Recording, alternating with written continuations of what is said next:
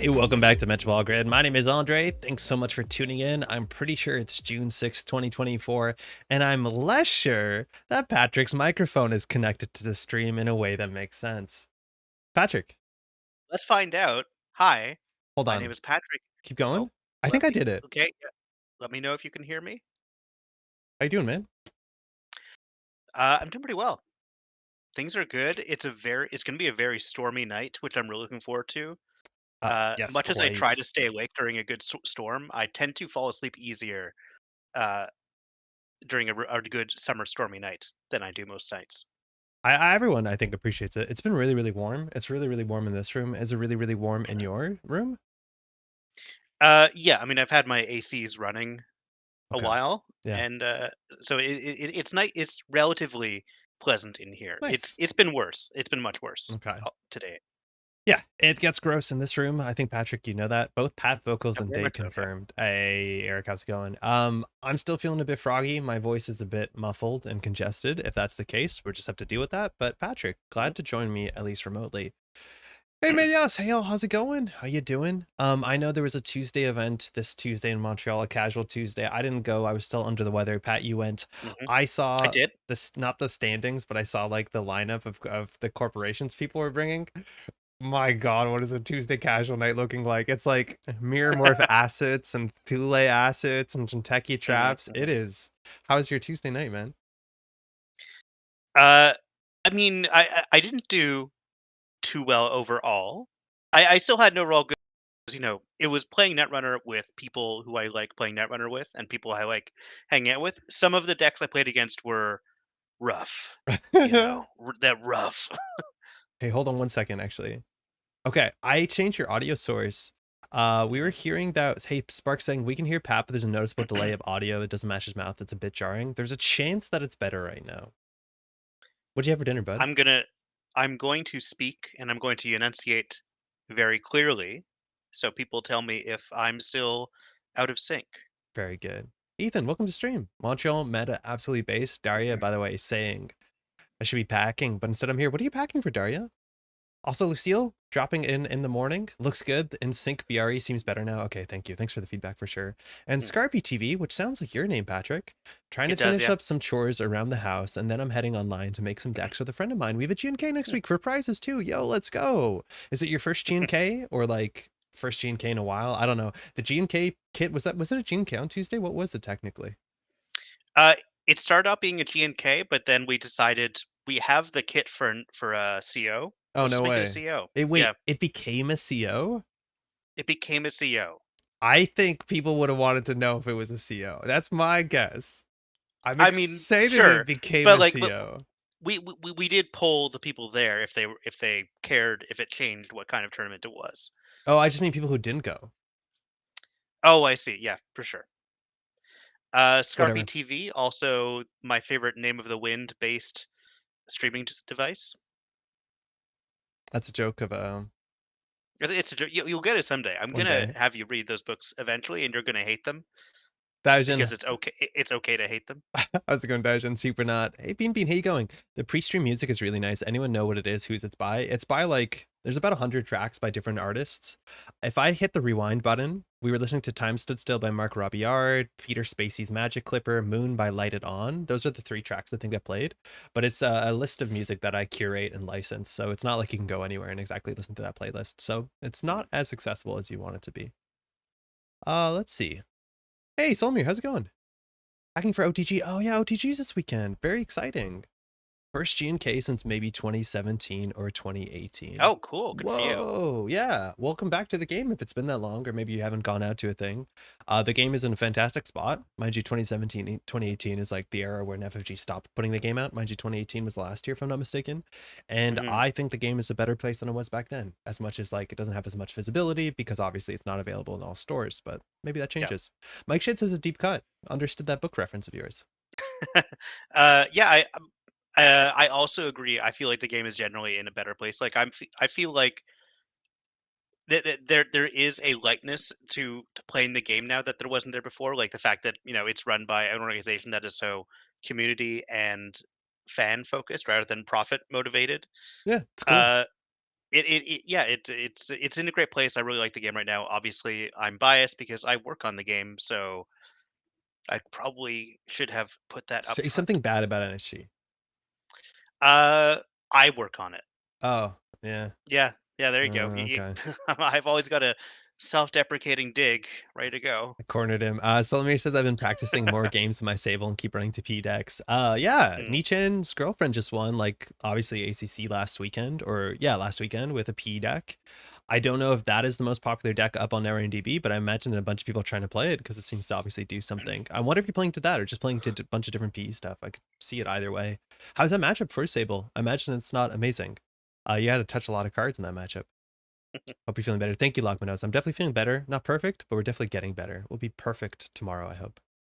I've certainly been following the game, buying new cards, etc., but haven't had a local meta since the 4 times. But as of 2 mm. months or so, we started a bi-weekly meetup. Yo, super cool. Glad that you're diving in like that. It's yeah, I don't know. We've have Tuesdays somewhat inconsistently up the street. I know I can't make it all the time, which is a bit of a bummer. But we're gonna be doing regular events like COs and stuff throughout the summer, I'm pretty sure, which is sick. Yeah, I think Wouldn't so. Knife likely win against PE though?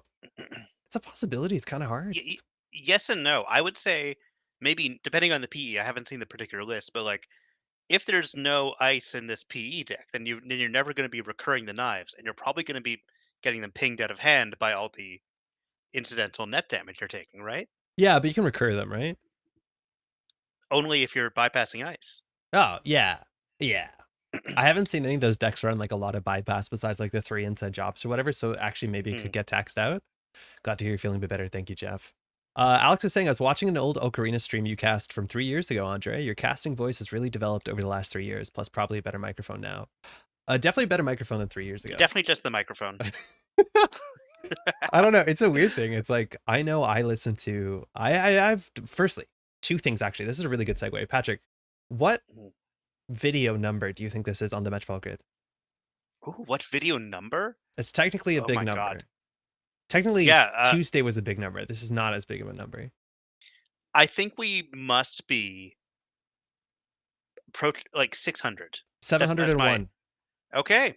Yeah, Tuesday was Cool. the 700th video up on the Metropole Grid, which is pretty wild. This, I'll refresh. It should say 701, I think, with the stream going up Mm. right now.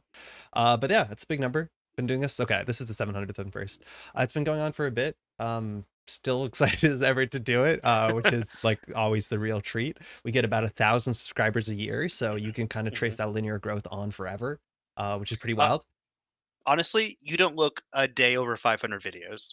Dude, I have a folder called thumbnail scrap in which I like take photos of us like for, Uh-huh. thumbnails and stuff like that. And I pulled up an old photo of us from like 2, 3 years ago. You look Mhm. 16 and I look 12. You look like such a little boy and I look like a littler The, boy. the videos of us unboxing at the old Randolph boutique, Dude, yeah. that takes me back. I was a different like, yeah, I truly feel like I was a young teenager in those videos. And it's because we honestly nearly were. Now, Mm. I don't like listening. Like already he's getting younger. If you see in the back, Patrick, you can see my screen share. Of course you can, right? Yeah, I So can, he's yeah. getting younger. He's getting younger. At some point, these are I'm videos. shrinking. I'm shrinking. Stop. There's a whole series here where the thumbnails are like very garishly oversaturated, and that's Mm. because the monitor I was using at the time was undersaturated, and nobody told me. So these are like really hard to look at, unfortunately. But I'll find those videos. I think what I was trying to say is, I know when I listen to myself from this era when I was much younger, there was a lot more vocal fry. There's a lot of mannerisms Mm. in the way I talk that I like I'm embarrassed about. I don't think this stuff is unwatchable. I don't know who watches this old stuff, whether it's worth anything. But yeah, we'd hope. Oh I my god. oh my god. Oh my god. I get recommended every now and then. Oh my Oh, there dude, we go. Patrick, you're like 24 in this. Yeah. Actually, Yeah. that's not super far off from my actual age in those, but yeah. Oh my god, dude, we're so much younger. What happened to us? I honestly look kind of the same. Benoit, Mhm. mind you, he's playing some Flesh and Blood. He's been messaging me lately to try and get me out to drafts and stuff, which I'd be excited to see Oh, Benoit in the cool. near future. Yeah, Mhm. shaving probably makes you look 10 years longer. It honestly does. If I shave, you can't Yeah. tell how old I am. I also wanted to say the 700th video that was on Tuesday was also a notable video because I think it's the first live stream where I've accidentally titled it the same title as another video on the channel. There are 2 videos on the Oh, channel funny. now called Continental Breakfast, which I wasn't Wow. aware of when I titled it, and that's what 700 videos will do to you for And sure. you bit my head off when I suggested Eminent Demesne Yes, because because nobody of knows that's SEO. a real world And word. yet you're the one who's not even checking if you've already titled a video Continental I've been pretty Breakfast or good. whatever. I've been pretty good.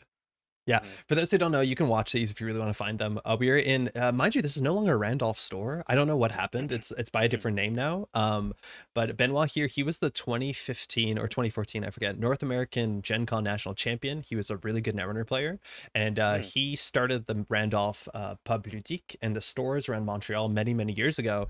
And he was a great netrunner player. In fact, our Monday locals used to always be at the netrunner pub, or sorry, the Randolph pub down on Saint Denis. We'd go there Oh every yeah, Monday night, have dinner, that's a have some great time. drinks. It's the formative time for Netrunner for me and so many other people. Yourself, that's how we met, Pat, right? Yeah, I'm sure it wasn't one of those regular nights. I think I remember the first time playing against you was Shea Geeks, but it might have been Yeah. at Randolph. No, it was probably a Shea Geeks. I think that was accurate.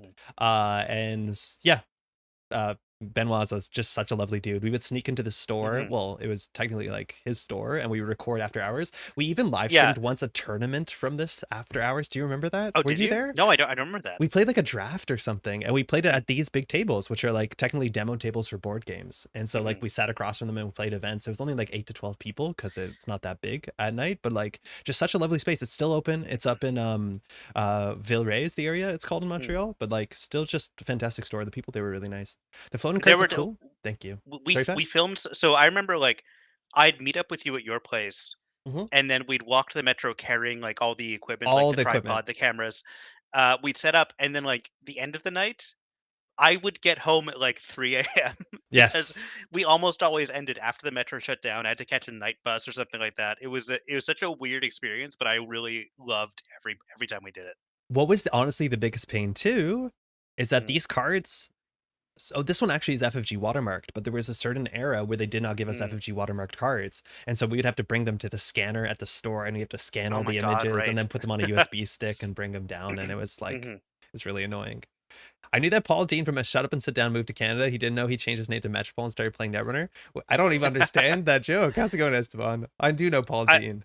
I do you look like Paul Dean in these Is that a videos? suggestion? I don't think I look like Paul Dean in these videos. Because it's definitely not me. I don't think I look like Paul Dean. It can't be If anything, Benoit. you're the Quins. I don't know, maybe.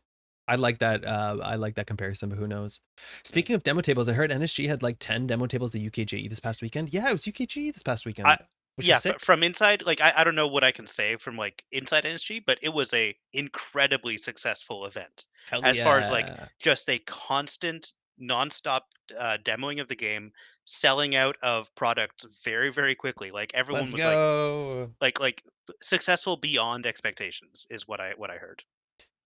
2 notes. Firstly, Yeah. next Tuesday, so the 11th, in a couple days, I'll be joined by Not Yeti from the UK on our Tuesday average Tuesday stream, and he's gonna be talking about some of the upcoming UK regional circuit. So stay tuned on Tuesday. I know also somebody's gonna be joining Ba on Monday as well. So if you want to hear more about organized play in the UK, specifically, that's something that's gonna be happening on the channel on Tuesday. So excited for that. Secondly, now this Hmm. is kind of contingent on something like Shucks coming back, but Null Signal Games, if you want to rent out a whole day and you just want to bring me and Pat to a convention Yeah. and have us run the booth, we can sell so much Netrunners so quickly and so It would consistently. It'd it would be be like an brilliant. art installation. We Oh, would it'd be love it. so good. It would be a performance for 8 hours straight. I think we'd Oh, have such a good time. it'd be really fun. Also, organized play in the UK is my favorite Sex Pistols song. Mhm. I had to get that out there before someone else beat me to it. I think Andre looks like the perfect average of all three of the OG side episodes. Guys, you just calling me a white guy, dude. Yeah. Oh, you sure looks like a white guy. No, but thank you. I hear you. That's very funny. Hmm. Jai, how's it going? Speaking of cons, I'm doing my first con table local this week after APAC. Bloody terrified. Oh, Jai, it's gonna be a lot of fun. I have no doubt you're gonna have a great time. Let us know how it goes. Are you doing any sort of organized play stuff, or is it just like a table and come up and teach? Like that's the thing that I don't fully understand from conventions is when people come up, you teach them the basic rules of the game. Do they play out a whole like 6 point system gateway game, or how does it go?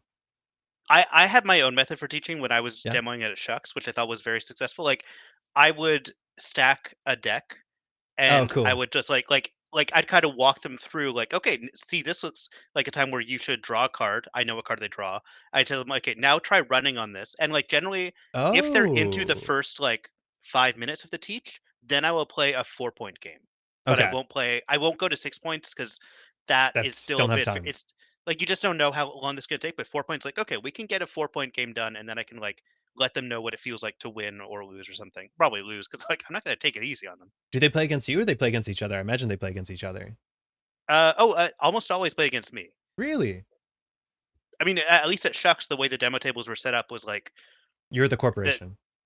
I mean, not just I'm the corp. I mean, I guess I literally am Yeah. representing the corporation, but like the tables were set up so that like there's a chair on the inside of the booth and a chair on the outside of the booth. So it doesn't make sense to invite a rando into the booth a little bit, if Oh, that makes because sense. then they're in charge legally. Then yes, and Yeah, yeah, I'm yeah. booted out. Yeah, We did exactly. have.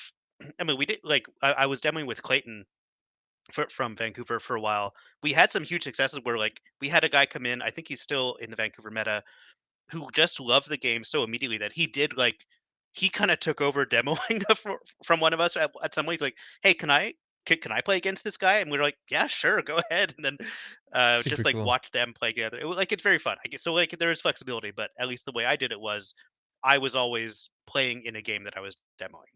Yes, Saul, exactly. I haven't been to a convention of any sort since like before COVID times, where like Mm. I would go to conventions for work all the time, as much as there's more video games than board games. The only board game convention I think I've been to is like Benoit brought in 2016. We actually have coverage on the channel where we went down to Origins and we drove all the way down Mm. to Ohio from Montreal, which is like a 16-hour drive or something. And we recorded it was the US Nationals at Origins, which like board game conventions actually seem genuinely really great. Like Yep. I need to make more time to make that sort of stuff happen. Yeah, Um, and like I have to say, the amount of people who recognize me from Metropole Grid yeah. is just right. It's just perfect. It's like it's like enough people come up to me. It's like, "Oh, you're Patrick. It's so nice to meet you." And I'm like, That's "Yeah, very yeah. cute. This is cool. This is good." You know what? Eric actually hide and asked when we were on Neon Static on like 2 Fridays ago when we were down in New Hampshire. He's like, "Have you ever been recognized for your digital work in any sort of outdoor space that is not specifically Mm, a Netrunner space?" And my answer was like, "Of course not. That's ridiculous." Turns out I was mhm, wrong. hmm, I have a really cute me cute where like, and admittedly this is a bit favored because of the context that I used to work in video games in Montreal and a lot of, mm, there's an overlap between video game and board game people. But I was gone from my desk. I went out to do something and I came back and there was some person sitting in my chair at my desk.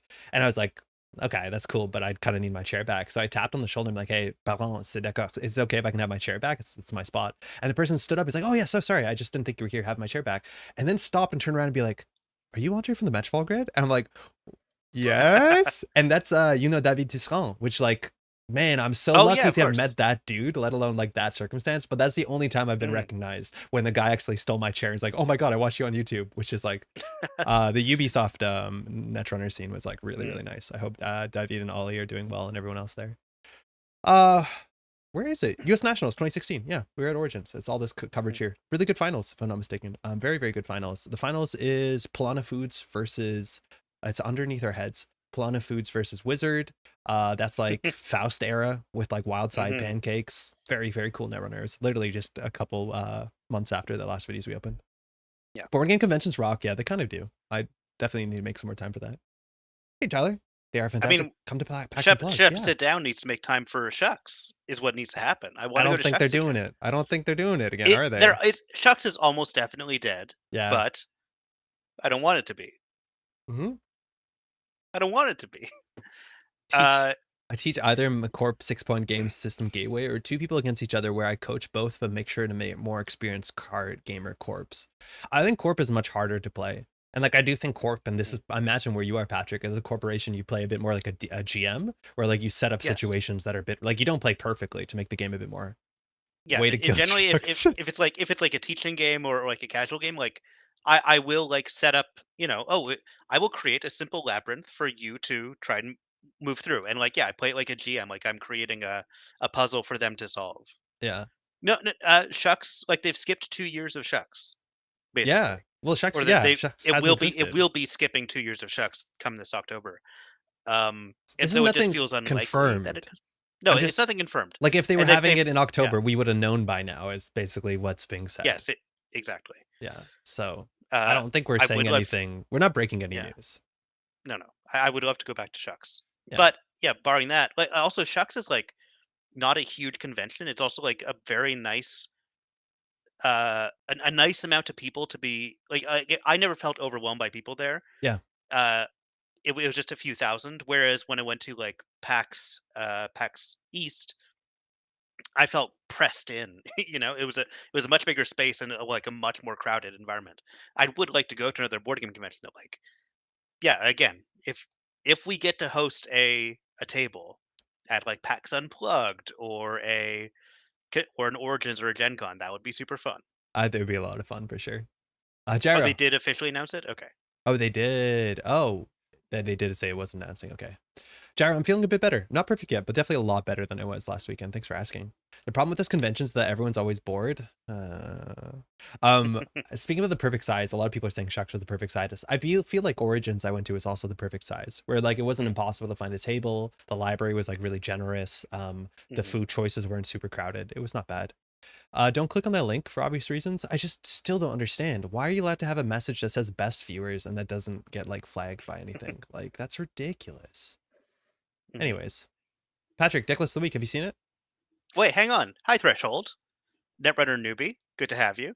Hey, hello. Welcome to the channel from NeuroDB that appreciates your videos. Glad you've been enjoying them. Apologies, not too much like new player content. We've just been putting out content. Mhm. So hopefully that's been going okay. Yeah, if you have any questions, please ask away because we desperately need content, and that's just the easiest way to get it. Decklist of the week, though. Jai, no joke. I clicked the link and actually went to your channel, which was like, well, that's pretty Hmm. nice. Do you not want the best viewers though? We already have them. I watch the tips over and over. That's because you open the YouTube channel and it auto plays, so you have to watch the tips over and over. That's the trick. Yeah. Apologies for that, but that's apparently a good thing to do on the channel. Quinn's stepping down. Yeah, Quinn's is no longer the lead on Shut Up and Sit Down. He's now doing like Quinn's Quest, his RPG stuff, and focusing more on People Make Games, which is a very good Yeah. journalistic games channel. Yeah. He seems to still have some light of involvement in Shut Yeah. Up Sit Down, but it's largely like doing Quinn's Quest, which I'm finding really delightful. Still, I really Yes. really love it. And yeah, People Make Games is like one of the best ways to spend your money on Patreon. I think Is so. supporting People Make Games. Like they're just making like interesting investigative journalism. Some of it very uplifting, like a lot of like human interest stuff, but and some of it just like very classic, great investigative journalism. Sometimes long form. It's very interesting. Yeah, yeah. Tackling the sort of like stuff that needs more exposure that no one's putting, well, not no one, but like, yeah, it's Hmm. hard to get the sort of investment to focus as much time as there on that you need it as that. That sentence got away from me. I'm just agreeing with you, bud. Hmm. Hmm. Quinn's Quest is annoyingly good TTRPG content as a person who says he doesn't want to play TTRPG. I've never played a TTRPG, and Quinn's Quest is like just always good fun. The bot isn't going to give dedicated viewers who show up 15 minutes before the stream every time. Lucille, always a pleasure. Glad to hear that your Keyforge stuff went well as well. Glad you're doing well. I'm here. I'm one of the viewers. I make no claims to any ranking. Oh no, we've seen the rankings. Midway. Yeah, like we're not Yeah. going to say you're the best, obviously, because that would be untruthful. But I was going to say midway through the year we're going to get the results, but Patrick just went for oh, the I'm sorry. midway. Yeah, yeah, no, it's okay. Hmm. Yeah, sorry. I shouldn't have stepped on that sentence. Getting away with it. This is Getting Whiteblade's away with it Boston with NANPC Bennett Foddy. Zylist. This is just good stuff. Netrunner. Criminal Hmm. aggro, the sort of deck that can win an event, but only at the hands of one pilot. People have said you need a certain chutzpah to be able to like really send its centrals in a way that makes sense, in a way that is enjoyable. I think that this is actually a really good deck with a couple changes for new players. But then, funny enough, a lot of people believe that this deck is really difficult to play at a high skill level once you become a Hmm. more like competitively minded player. I think it's just a treat. Mind you, we've been kind of touting Ranji Dodge deck for a while now, the sort of Zahya deck. It's only a couple cards different from this. I believe this has another Docklands. Hmm. I think the other one was on 2 Paladin, not Paladin Mystic. I think those are a couple of the changes. This has Miss Bones in it, the other one didn't, and I think Miss Bones makes sense. I think this one's also swapped out career fairs for Yeah, something. that's true. I really like career fairs. It's a shame. But yeah, we have a bit more multi-access, which makes sense because Zaya wants to touch cards. No jailbreak in this list. No, I don't think Whiteblade's ever played a Zaya deck with jailbreak. And like, I hear you. Jailbreak is kind of just gas, especially for whatever central they don't ice up on turn Mhm. 1. But it's also like, if you can set up your Docklands, your Wake Implant, or your Twinning, I feel like those are more important cards, and you're only a Yeah, 40 card deck. So I don't know. I feel like this kind of Zaya deck is one that like you're not going to go for the early multi-access wins. You're building up towards having a twinning, a wake plant that are always churning out tokens. Yeah, Whereas I do like to play jailbreak because I'm like, it's a I like cantrip. to I like to get a quick win on turn one. It's econ, it's a card draw, an agenda. Joe's saying he's definitely played Zaya with Jailbreak. I've personally had it on to me. Oh, I've never seen it. None of the lists he's published have had it in it. But that's cool. That's Hmm. good to know. Because it is a fun Uh, card. yeah. Before we go on, do we want to? Bean Bean Two Yeah. has a dumb newbie question. So Uh, what do you mean when you say win con? I would have thought only agendas or Jichinyu cards would count, but I heard you say it about Mhm. Trickshot too. So generally in Netrunner, if you just build a Netrunner deck that's a bunch of economy and a bunch of breakers, you can run into an issue. The average number, and I've spent a whole video talking about this, you need to see enough cards to try and win the game. And if we're looking at just touching cards from central servers over and over again, like every turn you see the top card of R&D, that's not a very efficient way to win the game, because you have to end up seeing about 17 to 18 cards, different cards on R&D and HQ to even have a 50% chance of winning the game. So Mhm. generally when people say a win condition, that means either some sort of pressure or some sort of multi-axis, ways that you're seeing more than just a single card a turn. Because as soon as, say, you have something like Twinning, where you can run HQ and see 3 cards, I guess. Yeah. Four Oh, cards is wake implant. yes. Yeah. But once you're seeing R&D and seeing multiple cards, that is now a much more quick way to close the game out. And a lot of people call that their win condition. Basically, what ways are they going to use to close the game out? Because you don't want to just be waiting there hitting for singles. There's other cards that are like not exactly multi-axis that are win conditions, and maybe you want to call them that, or maybe you want to call them lose conditions for the corporation. But like Maw is a win condition, because it rips Mhm. the corp apart slowly if their game goes on long enough, and you can get the fast advance pieces and the combo pieces and the agendas out of their hand. That's a really impactful win condition, as much as Maw isn't exactly a win condition. But mostly when we say win condition, we're looking at cards that are going to get onto the table, that are going to interact favorably with the game in a way that touches cards or sees cards or accesses cards at a much more efficient rate than just seeing the top card of R&D every turn. Because it's very hard to win the game by just seeing the top card of R&D every turn. That's generally what a win condition is. Lucille said, generally cards that help you end a game. Trickshot gives you multiple cards from multiple servers, so can really help close. Yeah, it's kind of like Jailbreak. Like Trickshot, there's some Shaper decks right now that are just like on 3 Trickshot, 3 Deep Dive as a win condition. And I'd argue the Hmm. Deep Dive is the bigger win condition. But Trickshot just gives you a couple more multi-axis, which, gives you a bit more Yeah. pressure. That gives you closer to that 17 or 18 axis that you need to win the game. I wouldn't say Trickshot is a win condition, but it's multi-axis, which is half of soft win condition. Mhm. Hey, Brennan, how's it going? Jailbreak's that instant gratification card. Yeah, it Oh is. yeah. The deck is good only because rig shooting recently fell out of favor. Otherwise, would Flounder versus rig shooting? Yeah, I think criminal in general is pretty weak into rig shooting. You do have some backup stuff like boomerang for sure, but like if you get Yeah. Stavka half run, like the old version of this deck might have had a flip switch. Maybe it did, and this Mhm. one doesn't. I do think we saw a fair bit of rig shooting, mind you, at not so much in NPC Boston, but at America Continentals. Like SDS drone deployment was alive and well as much as Wayland Mhm. wasn't. But you could lose your programs, and it will not be the end of the world as much as it'll be pretty bad. But for what it's worth, like not having decoder is not that much different than having a shibboleth a threat for. Yeah, very much so. Yeah. Uh, Personally, I think my first runner game at NPC Boston was against a rig shooter, or at least I got rig shot, and it felt terrible. I was playing a Zaya deck that's like a little bit different from this, but basically pretty similar. Hmm. But then later in the tournament, I myself was the rig shooter to a criminal player, and so Yep. I think I really came out of it in I came out of that positive. It was like a net positive overall.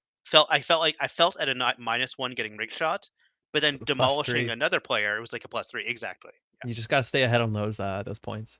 Yeah. This deck can win through rig shooter Daijin, but also calling a meta and exploiting is a bit dismissive of this deck. Yeah, no, this deck is good. It's been around for a Mhm. while. I do think there's gonna be Mhm. harder matchups, but this is sort of matchup with like 2 inside jobs and 2 boomerangs. Even if you lose a breaker, you can still win the game. Yep. Changeling, hey Andre One and Pat, we'll be seeing either of you at Oh, yeah. OTG this weekend. Unfortunately not. This weekend is my birthday weekend, so I'm doing stuff here Yeah. locally. But in terms of like travel to stuff, I have to be a bit selective this year what I'm able to get to down to. And Minnesota is a bit far for me, but I'm super excited for it. Is there gonna be a stream? Pretty sure there might be a stream. There are also win condition-esque corp cards that don't exactly end the game, but provide a path to close. Skunk Void, for example. Yeah. For the corporation, your decision of what your win condition can mean a lot of things. It can mean like, oh, Yeah. we're going to try and score some points in the remote server and then end the game with biotic labors. Like Fast Advance is a classic win condition. Kill combos are win conditions. Like, Public Trail into end of the line could just end the game. In fact, rig destruction can be a win condition. In theory, in some metas, retribution can be a win condition. But then also just like having... Sorry? Scoring a Sisyphus protocol and having an Anansi res is a win condition. That's a fun one for everyone. Yeah. Anoetic Void is potentially a win condition. Your win condition can be score on a remote server. And this is the sort of thing too that I'm a bit critical about certain decks, and this happens more often with newer players, is they just build a deck that's just like ice, economy, and agendas. And like that deck just needs 1 or 2 cards, 2 to 5 cards, maybe even more, that are a win condition. And luckily for those decks, it's as easy as Welcome to System Gateway, play a Managarm Skunkworks and a pair of Anoetic Voids. And then suddenly you can build a remote server that's actually nigh unassailable. And that's a very, very valuable lesson. These sort of cards are also, specifically these defensive upgrades, have often been called force multipliers in like old like academic Netrunner talk. And the idea is that these cards multiply the value of your remote server, right? If your remote server costs you 6 credits for the runner to run with a rig, putting another ice on it only increases that cost by like 2 to 3 credits, except it costs you a lot more to install that ice and res it. But then when you have something like Anoetic Void, it doubles. They have to run it twice. And so instead of 6, now it costs 12. And those sort of cards are obviously very, very valuable for many, many different reasons. It also increases the value of the Managarm Skunkworks on there. Like once you have those 2 in the server, it's like, oh well, I spent 2 clicks and then it's ended anyway. So now they all compound with each other. It's like playing Balatro. It's a lot like Balatro. You're taking on Shibboleth on threat, but it's basically the same as Kurapir all the time. Yeah, but Kurapir has text. Like, I genuinely think there's a chance that you could get away playing Cat's Cradle in this deck and then not feeling that much worse. Maybe even better. Cinderin, how's it going? Hey, do you have water? How's it going up there? I've heard it's pretty not great. Is Metropole Grid going to Nationals in Suburban Wasteland? Nationals in Toronto, definitely. It looks like I might be on the casting side of it. I was also reached out by Josh. Looks like that's, not that I'm guaranteeing a stream is going to happen, but if a stream is going to happen, that's a thing. In terms of the Seas Wasteland, that's in the end of August. That's a week before NANPC Montreal. I'm very much trying to make it happen. Unless things go terribly and I'm not ready for NANPC Montreal, then maybe not, but I'm planning on making it, yeah. That's Calgary? Oh, I thought... Oh, no, sorry, Cinderin, not a Zeroth Maxima. Yeah, I'm thinking about Calgary. Excuse me, Calgary has a water problem. Pentium, how's it going?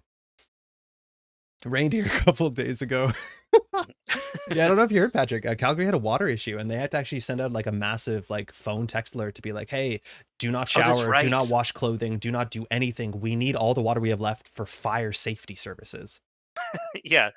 And to filter out the oil sands. Yeah. Yes. Sorry, Cinderin. Sorry, I didn't mean to bring Canada politics corner into this. That's quite okay. Yeah, I have Zeroth Maxima, and your handle sometimes get confused in my head. Apologies for that. Calgary is I do want to shout out Brennan for remembering that, of course, June is the holiest month in the Metropole Grid calendar because it contains both of our birthdays. Patrick's birthday is next Saturday. Is that it?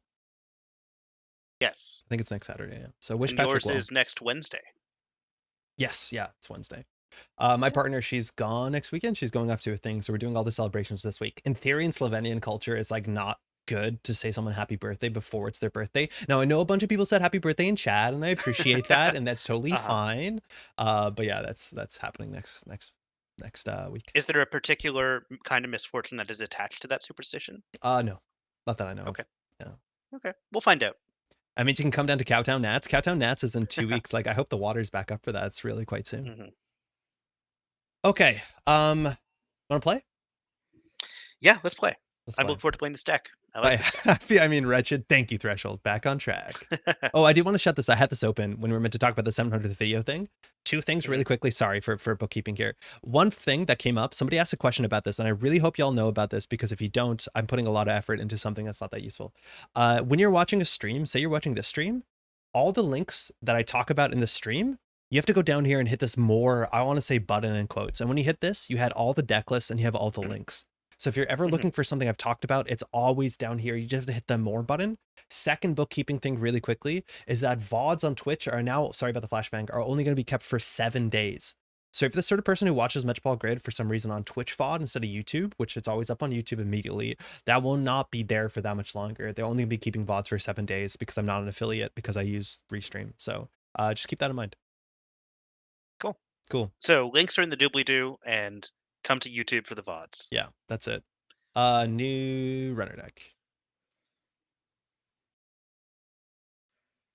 I always appreciate the links and timestamps. Hey, glad you. I've got a lot of good feedback about the timestamps. That's for sure. Sometimes I don't know what to put on them. Like on Tuesday, we just talked for like 2 hours. Excuse me, and that was harder to timestamp. But Twitch getting worse day by day. Like sort of. I'm sympathetic for that because they also said like in their study, 95% of VODs do not get watched after 7 days, which makes sense. Like Twitch is not good for watching VODs. But if you're affiliate or partner, they'll keep them forever. So like if you're streaming to an audience, they got your back. I'm technically like could be an affiliate. It's just like they're not putting down the rule about restream bot. I can co-stream, which I used to not be able to do, but I can't combine chats. What is co-stream? I can live stream the same thing to both YouTube and Twitch at the same time. Hey. Okay. Oh, but you can't use Restream bot to combine chats. Yes, as long as you combine chats, you're breaking the Twitch affiliate, which I think the Restream chat is worth it. I don't know. I don't have Kleenex. I'm using toilet paper. I'm not embarrassed. Oh, you can play. Oh, you can play. Oh. I'm just live streaming. So you know people are watching. Twitch VOD, does the workaround still work? Make a highlight of the whole cast and it will stay? Yes. In theory, I think shorts and highlights will work. And they'll stay forever. All right. Against Eevee. So Acer Group, that shouldn't be the worst matchup. We have Miss Bones, which is nice. This hand has no starting in it. Starting with Miss Bones is probably nice, yeah. But none of these other cards are really that great. Yeah, I'm not sure what to do with this. I'm not sure if the Miss Bones is like immediately valuable. Eevee? Yeah, I don't love it. Yeah, it's smoking. Oh, that's better. Like we just want to send essentials. Best of luck. Have fun. It's a reasonable change in light of the data, but also be viewed as enshittification. It's definitely like a slight bit of enshittification, but it's like they can't. It's really expensive to hold VODs indefinitely. Like I'm sympathetic about that. Like I pay YouTube Premium. Like I don't know. I hear you. Hey, I've got a question to chat about that comes from just me thinking about like the narrative department for Netrunner and also Signal Games. How would people? I feel like I couldn't put the term enshittification as the title of a card. No, right? But I think it's rude. It's rude. It also probably doesn't localize well, eh? No, that's probably true. Unless someone's got like multiple languages versions of that Cory Doctorow thing. But like there are a lot of like phrases that feel like they would make sense, but they are like deeply rude. Like to the point where I wouldn't even say them on this stream. I'm just running everything, man. We could run HQ. Yeah, sure, yeah. There's probably an agenda in hand, but I just want to see what can be rezzed here. I feel like we might as well run HQ. We sure gambled first, which might be wrong. Because of clicks? Because we have more stuff to do on the turn. They didn't res. It's a Vitruvius. Okay. All right. Don't know what that's about, but we have one of those now. Well, they're playing around Shibboleth. They are. Drafter. Okay. With nothing on the table. We don't mind so much. To mention this deck being rough into Rig Shooter, does it seem right that Rig Shooter has kind of fallen off with RWR? Tried playing something against Rig Shoot up and I have trouble with recursion now. I think that's the biggest issue is recursion's like alive and well, right? Like Muse and Simulchip are often, not always 3-ofs in every Shaper deck, of course. It's still good against some Shaper decks. And then on top of it, we have Rashida. We want to touch the one card in HQ or the top of R&D? I think check the one card in HQ. Yeah, I like it. With the Vitruvius in here, it might not be an agenda, but then at least we have full information. It's a fully op. Okay, so they can pop off here. Gamble first, always to be correct with them, not on MIC money. Yes, if they're on 6 credits, we might want to run later. We actually might want to do gamble run. Because if she reses an MIC, it's not great.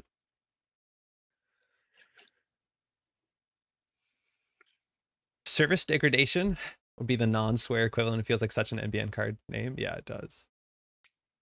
Yeah, but planned obsolescence can certainly end up there. It just enshittification is just such a beautiful contemporary word. I think that planned feels like that. obsolescence means something different to me. Yeah, they're related ideas, but they're definitely different. Because planned obsolescence is like light bulbs burning out on purpose. Exactly. All right, well, we're on game point. Hey, Kevin, how's it going? Also, Dakota says, I think you could do it in flavor text. No problem. How's it going? Welcome to the stream. That would be interesting. I'd like to see what people think about, like, can we be ruder in flavor text than we can be in a card title? Do you know Certainly, who flavor has text. the rudest flavor text? What's the rudest flavor text? It's Max. Oh my god, It's you're just right. mother F star star star or something like that. I Yeah, forgot about it's that. just Yeah. cursing. Yeah. Hmm. Planned obsolescence sounds like a decklist name. I'm like Mm. working on my own set again. Oh, nice. They have a really good fully up here, but drawing is a bit risky. But yeah, when it comes to my, like, I've always wanted this idea of like obsolescence, that one of the corporations, either HP or Wayland, has a sort of like ticking time bomb that your cards are gonna be worth less and worth less over time. But like, I think it's just like a really toxic play pattern, unfortunately. Hmm. What do you want to touch here? We don't know what server 1 is. We don't know what server 3 is. On 7 credits, you can res definitely something here, as much as that would be money, and I would like her to spend some money. If Yeah, I feel like making her spend money on server one feels okay to me. Yeah, if it's an MIC, that's like the worst case for her as well as for us. Yeah, that would bring her down to 1 credit, right? Lightning Bulb is absolutely a bad example of planned obsolescence, at least historically. Tehran, how's it going? Well, from my understanding, the Phoebus protocol was like the meeting of all the light bulb companies to agree to make light bulbs shittier on purpose because they were too good. I actually think Phoebus is like a really good whale ice name that is a planned obsolescence card. I know a bit about this. I don't care about this click. Yeah, that makes sense. Yeah, what was it? It was at Veritasium who has that video about like actual conspiracy theories, starting with the light bulb cartel. Yeah, the Phoebus Accord Hmm. or whatever it was Hmm. called. I think it's really cool. All right, card from hand, so an upgrade. So now we're definitely running R&D. We're putting down class act. We can check server 3 because it looks like it's something good, like a wage workers or I don't know. You can overclock incandescent bulbs, but they burn out quickly. Nico, okay. She can't res that, but we're already here. So I think we can just do Sure Gamble class act. I think the only thing she'd be happy in server 1 is Rashida. Or do you want to touch a card class act? But then we go down to way too little. Let's just get the class act down. Yeah, sure. What are we bottoming? I think the second class act is worse than the Earthrise. Yeah. The bottom of the second class act for now. That One, bravado is looking really tasty. why not click through the Rashida? Brandon hit the Rashida. I think that actually was a fair line. I don't think we needed to do it, but I think we were right. We had other good stuff to do that turn. And merely not hit centrals though. So shuffling back fully op. Okay, it's only spin doctor. I'm glad we didn't do it. Shuffling it back as fully op and Rashida means we're actually not worried about drafter anymore. Like sometimes you do, especially in modern Wayland, want to keep some of your good cards in the remote server For sure. or in archives. Because it makes drafter more of a threat. Yeah. So here we do Sure Gamble, run HQ, run R&D, just install Earthrise. Like we don't have to do much. And then eventually we'll just like bravado server 1 and click through it when we need to. Okay, so Jai was saying that the cartel was actually colluding to prevent making brighter bulbs, not just long-lasting bulbs. So I mean, my interpretation was Really? about long-lasting. The point is like they colluded to make a worse Yeah, product. because they couldn't sell enough product. Hmm. Their product was too good. Hey, Russell Oh, Mortimer Smith, how's it going? Halifax, Nova Scotia. How's it going on the East Coast? my sister's down in Halifax. She Younger likes sister, that Halifax, is. right? Yeah, she does like Halifax. So she's down to 0 credits here, which unless the one card in her hand is fully operational, we're not worried about too much. Now, credit means there's a bit that can be done there. We could actually just send it through the drafter. Do you think we just do like bravado through the drafter? Bravado through the drafter? I was thinking bravado through the brand and But we triple know it's click a through spin it. doctor into Managarm. I don't care about that. Yeah, okay, yeah, let's go through the drafter then. Like the only thing we can't trash is tranquility, but like I don't care if this hits the table again. Maybe she can res it. 2 weeks on vacation has been a blast. Have you been to Canada before? I've never been to the East Coast. It's always kind of Oh, been on the wait, thing. you haven't? No way. No, never. I've Okay. never been further east than Quebec City. Hmm. Oh, actually, well, I've been to Maine, which is further east, I think. Yeah, I guess. I've been to Halifax a few times, Moncton, We actually probably should St. have checked Andrews. this first, because if this is an agenda, she can put in server 1, but she might have already Hmm. done that. Sorry, I cut you off there. I mean, I don't think don't we know that it's a fully op? No, she played that a while ago. Oh, she played that, yes. Sorry. Yeah. Many times. First time this far east. Oh, very good. So ice on R&D. She can't really res it. So we know the card in hand's a Nico campaign. That's great. It's not on the table.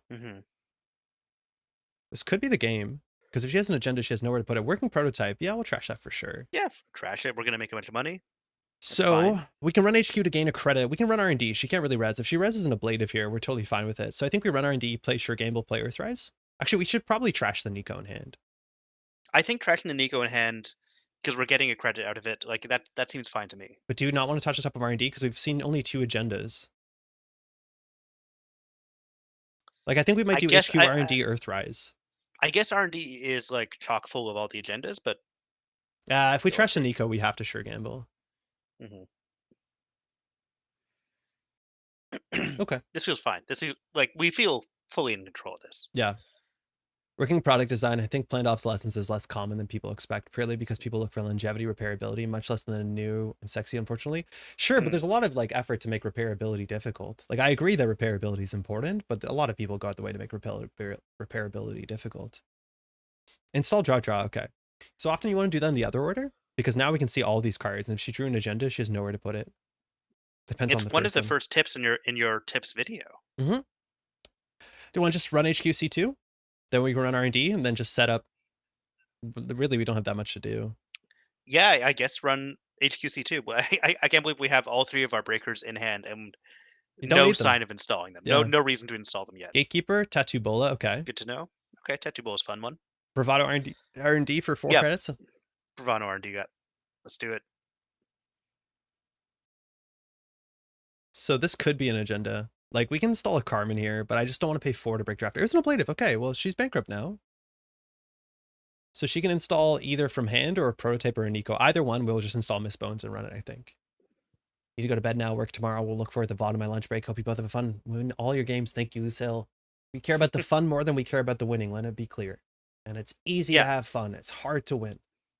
That's our version of caring about repairability over longevity, darkness over longevity. Never mind. You know what? So Pretend now I said something clever there. We need our Kurapira more than anything. What is in the remote server? Prototype. So she could res that. We could get to it, but not this doesn't feel like a board state where prototype is very threatening. No, but it'll get her back into the game, maybe. It'll make some money, yeah. So I think, do we just do Kurapira, run R&D? Like, farming the Blade to deal with the Brawn is probably the best thing we have. That sounds great. That sounds like a genuinely cool. Kura surely, yeah. Profitable. Should probably get Shibboleth down and farm the Blade. I think you mean Kurapira by 100%, yeah. Now, like, once you res in a Blade, we're not playing Shibboleth. Yeah. Yeah, it's not great into any ice in the deck. Like, Magnet, Gatekeeper, it's all terrible. But like, having a Cat's Cradle here would be something. Because then she has to spend more for Code Gates. Oh, that's the game. Mind you, we don't have diversion. Like, this deck doesn't have diversion. And that was just good, like, you know, pressure. Like, we're just putting pressure on. We're just running as much as we can, which is exactly what the deck wants to do. She needs to stabilize her money. Like, 3 ice tall remote servers. As much of some that was Bren. Want a rematch? I don't know. We might just play a different deck, shouldn't we, Patrick? Yeah, I think we probably will. Yeah, okay. Thank you for the offer. Not tonight. But probably not tonight. Just winning creates a lot of pressure. Yeah, we saw a lot of cards. Hey, great to meet you. Got you around, eh? Hey, cheers.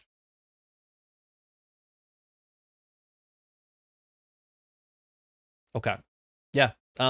Very strong fundamental game. I think it's a sort of game, like, especially if you're newer, that's the exact sort of matchup that you want, where you're incentivized with almost all the parts of the deck to just go touch cards, because touching cards is fun. Notice how we had basically blatant disrespect for the ice. Sure, the ice reses are not amazing for us, and even sometimes we'll just run through it to let it fire, because generally the information you get from what the ice is and the money that leaves the corporation's coffers is more valuable to you than the problem that the ice face check actually presents. So yeah, the subroutines are not as bad for you as the money they spent is for the corp. Like, they spent so much money, they went down to 0 or 1 or 2 credits, and that's not a choice that I would make every time. Like, you in Netrunner, you always have to have some money to make money. Yeah. So you never want to go below a certain threshold. Yeah, it's like, so that deck like has fully operational, so it's a bit more fluid when it goes low. I think the big thing is like the Brawn was rezzed, which is a massive res. maybe if we click through it works out, but it was only Spin Doctor in the remote server. So sometimes you don't want to like, put your eggs into that sort of basket sooner than later. Like that's just going to happen. If you have Docklands pass down, you need Ice Up HQ generally against a criminal pretty sooner than later. Because every turn we can get 2 credits and see 2 cards. That's going to be a problem for you for sure. I like the justification for new Doof, really. Yeah, the matchup specifically says, that write-up says, and not like the one previously that was published at Doof in it, is like, why play Diversion of Funds? And the answer is, specifically, it's only good against the matchups you're already really strong into. Like that matchup. Diversion of Funds is pretty okay into that matchup. It's not the best because they can always res their assets and recover with fully operational. But if we're already sending it constantly, it's like it doesn't do that much. And then, so.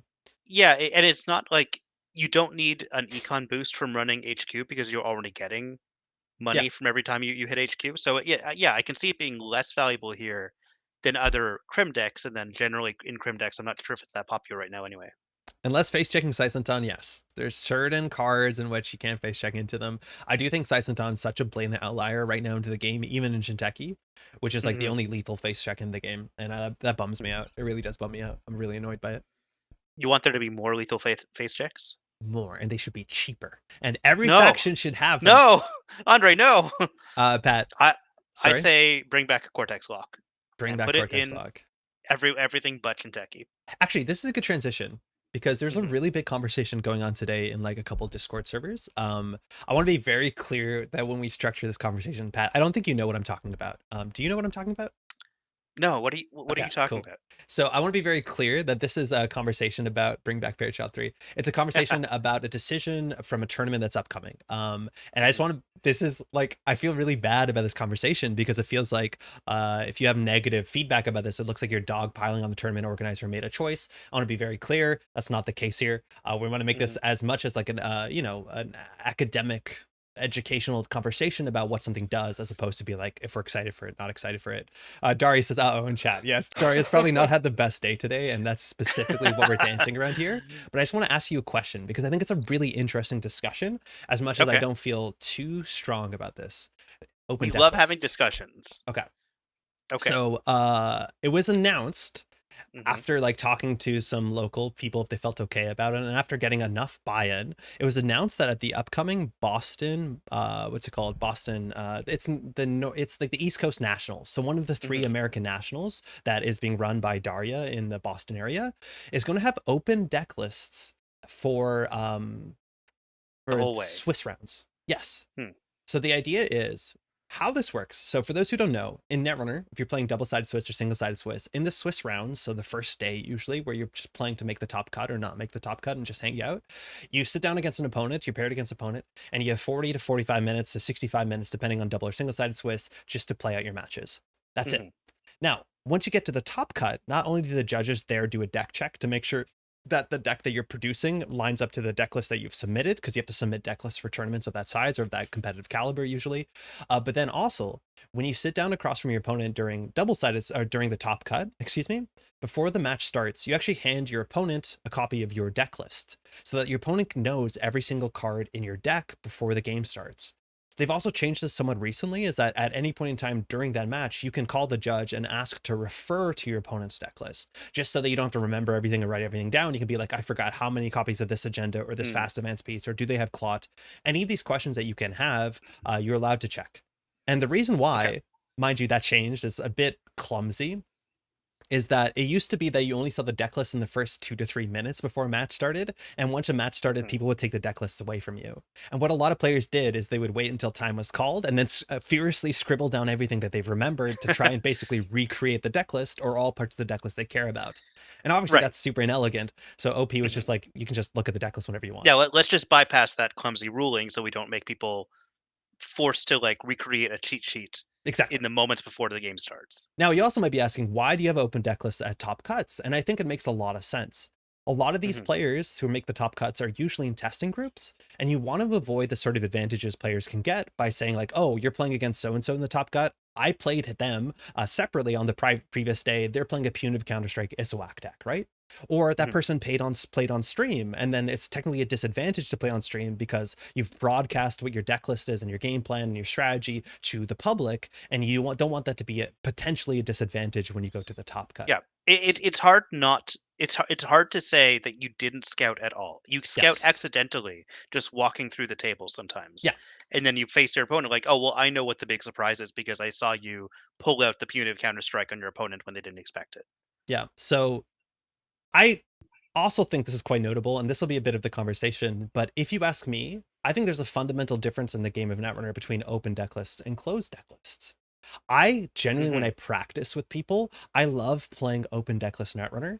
And if you asked me if I could only choose one to always play for the rest of the time, I feel like personally I enjoy open decklist Netrunner. And that's kind of rare to some cases. Hmm. That's specifically because I don't like dying to Silent on an HB or Snare in HB. And that's not like a real thing. Yeah. But I like it when the game feels a bit more like a game of chess as opposed to this game of I don't know what you're capable of. Now, a Hmm. lot of people specifically love Swiss, where nobody knows what they're up to. And I know we've had a conversation about trap gremlinry or whatever we want to call it. Like people love that, putting your snare Yeah, in yeah. Well, whatever. the why do serial killers kill transition that we Yes. that we still laugh about. Yeah. And I also think, mind you, having open deck lists does not always hurt runners the same way it hurts corporations. And there's a lot of weird balance things where there's certain corporation identities that I think are hurt more by open deck lists. There Hmm. used to be a Jinteki flip identity that they could choose at the beginning of the game which identity they would flip throughout the game, and that was always on context of the deck. So keeping that secret was really important. Like there's a lot of context where having Yeah. hidden information is incredibly important to the game. What are Hmm. your thoughts if you went to a Swiss event and it was open deck lists from round one? I wouldn't want to do that every time, but I agree that there is a distinct kind of fun you have from open deck lists. That it, like you said, it is chess. Like if you and your opponent know each other's decks perfectly well, I don't think the game is worse. I think the game is just different. It becomes a much more tactical game. You are keeping track of things, you're card counting a little bit. Like those are all skills that I like to use every now and then. I think that those are very satisfying. And we I get, agree. a taste of that in Swiss. We look at our opponent's archives and see and count their influence or something like that. Like that is already approaching kind of like the open deck list idea. And that's a part of everyone's skill set if they're doing decently well in Swiss, right? Um Yeah. so I would be down to try this for like certain events, but at the same time, like it does slow things down a bit. It makes Swiss a little bit more stressful for some players if they and like it does cut out certain kinds of play styles that some people have a lot of fun with and find very gratifying. Now for Yeah. myself, we did talk about this. Like I do occasionally win against really good players, and sometimes the times I win are because Cortex I lock. build are because of Cortex Lock in a Wayland deck, yeah. But like I build kind of idiosyncratic decks and I play in an idiosyncratic way. Um, and like so I'm going in there with a it's like high variability, high variation kind of deck. Like I might win a coin flip sometimes, and that's how I win. Yeah. Um, but I would build a different deck. I wouldn't rely on surprises. So And also I think playing a kind of gremlin-y deck where you're honest. Like if I let my opponent know, yes, I do have a single Urtica cipher in this deck, and we both know it, I think that's a much more interesting game than if my opponent doesn't expect at all that I have Vertica Cipher. yeah, I think structurally, if you're like, it's something that you need to know going to an event. If you're building a Hmm. specifically a trap deck, you need to know that your deck functions with open deck lists. And I think there's some Hmm. interest in that. Like I've played a lot of Jinteki trap decks that don't play Urtica. And now you have to play at least one copy of Urtica just to make that threat real. I think that's Hmm. okay. At the end of the day, I'm not a big Urtica Cypher player. Like that's not my favorite playstyle of the game. So I don't think that archetype is dead. I want to address two things. Firstly, in chat, somebody asked that specifically people are saying that open deck lists hurts corporations more than runners. Is there any proof to that, or what's the logic behind that? And I don't have any proof to that. I think the logic is inherently that corporations play all their cards face down. Runner decks, generally, you know what they're doing, right? Like when someone sits down with a Hoshiko deck across from you, the only questions are generally like, how many pinhole threadings do they have? How many labor rights they have? And then everything else is the same. When you're playing against a Shaper deck, maybe do they have Clot? That's like one of the real Hmm. questions that a subsection of decks really care to answer. And if they don't, they can still bluff it unless it's open deck list. Like that is true. But it generally corporations, because all their ice is face down, all their upgrades are face down. And when you're sitting against an ASA group deck, you don't know what is in those remote servers. You don't know what their win condition is. All of that is Hmm. displayed immediately off the top of the game. Now that is what happens at top cuts. So like obviously corporations can still win games, but it's definitely something. Now, My biggest thing is you have to ask yourself the question is who are tournaments for? And who Mm, does this rule help and who does this rule hurt? And I think the biggest thing that worries about me is that this is a rule that will make the good players do better and the worst yeah. players have no impact, let alone feel worse. I was talking to Maddie about this, and Maddie like barely plays Netrunner. And she was saying if she goes out like to imagine you go out and it's your first tournament and you sit down from your opponent and they hand you a sheet of 63 Arasana World Tree cards. Like what the hell are you Uh-huh. meant to do with that besides feel kind of, and I don't use this word a lot on the channel, dumb. Like Mhm. the skill level to look at a sheet of a paper and look at 49 cards and try and figure out what I'm meant to do with that information is nearly impossible for newer Yeah. players. It's a very high level skill. That's a high level skill. Most people can't do that. They're playing in Netrunner tournaments. And so So, but like I don't I understand that. I have a sort of counter that. It's also related to something that Gyro said, like, do respect. Do have to call out they do respect me. Should better player gets beat by something random be something we are shooting for? I don't think it's something Sort random. of. Like I put cards in my deck that I like, and I don't really pay attention to the meta. I don't really net deck, or if I do, I change the deck after I do. I think that like having an open deck list is like a much reduced version of just knowing the whole card pool, right? Like we're all going in Sorry? there and we know what all the cards are. But we don't know what all the cards are. I would say only like 2% of the field knows what all the cards are. Well, yeah, of course. No, like But for real. Like that's a really mm, big problem is newer players don't know what all the cards are. When I hand them a deck list of like a Wayland built to last glacier deck, half the mhm. cards are like, I don't know what these are. And then there's Yeah, of like obviously course. logistical issues of you having to call a judge over and be like, what does this card say on it? Like, because that's Mhm, gonna be its own problem. But I just think sorry, I cut you off a bit. I just think like not most people don't know what the cards do. They don't. mhm. There's way too many cards. Yeah, I mean, I guess, I mean, I had a few points kind of branching out from there that weren't all great, but I think good player gets beat by, quote unquote random or not Yeah. non-optimal card. I think that is like a skill check for a high level player. They should be keeping the entire card pool in mind as they go through Swiss, right? Like Yeah, but they that's what make, don't but they don't. because it's impossible. Like Okay. so like that is one of the benefits of well, obviously open deck lists, but also like a competitive format is like when people at higher competitive tiers play against like if we sit down and play against an Asa deck like we just did, I'm not Hmm. considering every single HB card in the card pool Hmm. because that's impossible, let alone that doesn't serve you anything, right? Like sometimes Hmm. surprises will get you and people will put weird cards that you don't expect and you can play into like, oh, suddenly there's a Molly on that deck and that can goof us up. Like Hmm. that can happen. But the fact that like we can have the basic idea of what we're playing against, I think simplifies the game in a way that I don't think I have a point here specifically, but it's like most Yeah. people don't play around the whole card pool because you can't. It doesn't serve you It anything.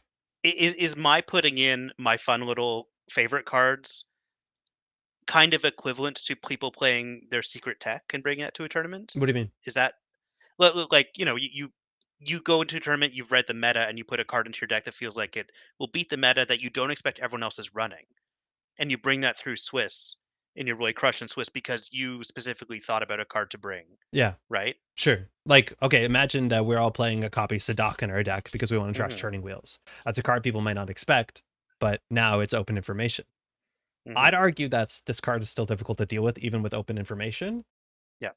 Do you what's really interesting though is we had this conversation when we talked about traps, right? Like Hmm. there's this whole idea, why do serial killers kill idea? But the problem is that I think that we came down to is that Hmm. a lot of players will go for this really high stakes bluffing game. The card in their Hmm. mode server can either be the Urtica Cipher or it can be the Big Beal. It can be the Clearinghouse or it can be the Cerebral Overrider. Like it's usually Hmm. two giant extremes. And I think one of the issues that causes that sort of bluffing to show up more than other soft bluffing is that a lot of folks struggle to sometimes see the context in which smaller bluffs are more important, if you know what I mean.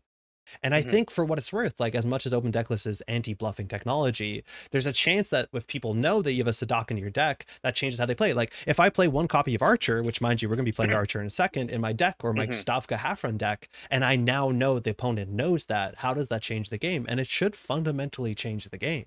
That's what I was saying. Like, I find it much more fun to play a deck with one Urtica Cipher in an open deck list than I do to play one Urtica Cipher in a deck with no open deck list because I don't think winning off of Urtica Cipher if it wasn't an honest trick or bluff not putting But it's thought going to do into it, I worse for guess. For you. Like, I think the deck is going to get yeah, worse because I know, but the it's a more best way to fun play game. Urtica, It's an it may be more fun, but I think Mhm, your deck gets worse because if I don't think there's an mhm. Urtica cipher, I will run anything that's advanced. Yeah, of course, but that's the variability. That's why people would bring a Urtica Cipher or Mitosis kind of deck into Swiss. Yeah. Um, you know what it also makes me think of What's is up? maybe like I'm trying to harken back to a level of play where like it's me and my roommate learning the game, and we play 100 games of Netrunner together, Yeah. and we start to identify each other's Yeah. favorite Yeah. Yeah. cards. Yeah. And like when you're going to a tournament, there's a lot of strangers there. Not everyone knows that No. I'm the archer guy. I am When the I play against reprise you, guy, Pat, right? I always think there's an archer there. Yeah, you have to. I play against you as if archer is always in the deck. Hmm. And that's because I know you. I've known you Yeah. for more than a decade. Hmm. But do you think And open deck lists fixes that? maybe open deck lists. I'm not sure where I'm going with this exactly. Like I think open deck lists can kind of invite everyone else into that mindset. Like that is a level that casual players have an advantage because like what if two casual level players face off against each other at like a national event, they will know what the secret fun cards are, whereas the really good player might not know and get beaten by the sudden archer or something like that. I just think casual players more than any group, and this is not like meant to be looking down on casual play, is a sort of Hmm. group that highly likes the fact that their ideas are secret, Hmm. right? Like the fact that I bring a secret list of cards I put face down on the table to me seems like so fundamentally strong as a pull when I was Hmm. a newer player.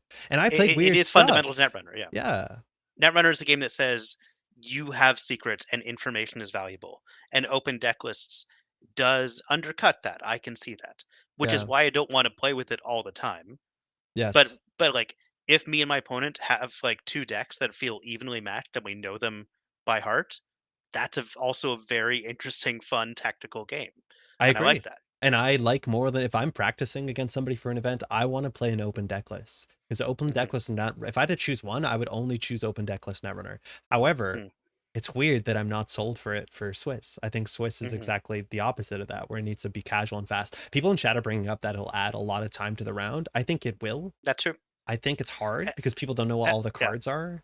yeah, and I think single-sided Swiss already adds a lot of time to the round, but Yeah, it's not as great on rounds as much as there's some other huge benefits to single side Swiss. I hear you. It's really Mhm, interesting. Like the conversation, mind you, online for those is happening was like pretty long-winded. People are getting passionate. mhm, People had their says. I think people are on both sides. I honestly like. I think you might be able to guess what side I'm on. It's something that like definitely is it's worth a try. But I think the one thing that I'm most worried about is like I think this is something that actually does not help casual players at all. I think mhm. handing a casual player a list of cards that they might not even know what those cards do, let alone have ever heard their names before, is like it's just useless. There's a meme of like that person holding a paper. Wow, this is worthless to me. Like that's genuinely how most casual players are going to receive. And maybe this is like Mhm. pandering. I don't know. Correct me if I'm wrong in the comments or the VOD. I just don't see what this does. Um, I think the deck was yeah, adding time is a bit silly. Like you don't think it'll add time? I think it'll add time. How could it mhm, not? It's just interesting. How could adding new information not add time? Yeah. There's also like for what it's worth in terms of accessibility. That's a thing. A lot of players cannot eat that sort of information that quickly in that sort of environment. mhm, I would be stressed about it if I had to like the list was taken away from me when I before I was ready for it, and then I like don't mhm, feel like I don't do as well in the matchup because I couldn't figure out and memorize. Well, you can ask for the deck list at any point in the time of the match, I reckon. mhm. So here's another question, and I know that the answer is going to be obvious. Hmm. How much should we be gatekeeping a high-level tournament? Sorry, How much should we be gatekeeping a high-level tournament? None, right? The zero answer is anti zero. gatekeeping. We want No, no, we no. You want should be everyone to bringing come. people in. Yeah, yeah, yeah. But maybe some people really want to have like if it's a national level event that sounds like it's super serious and you want to play, quote unquote super serious Netrunner the whole way.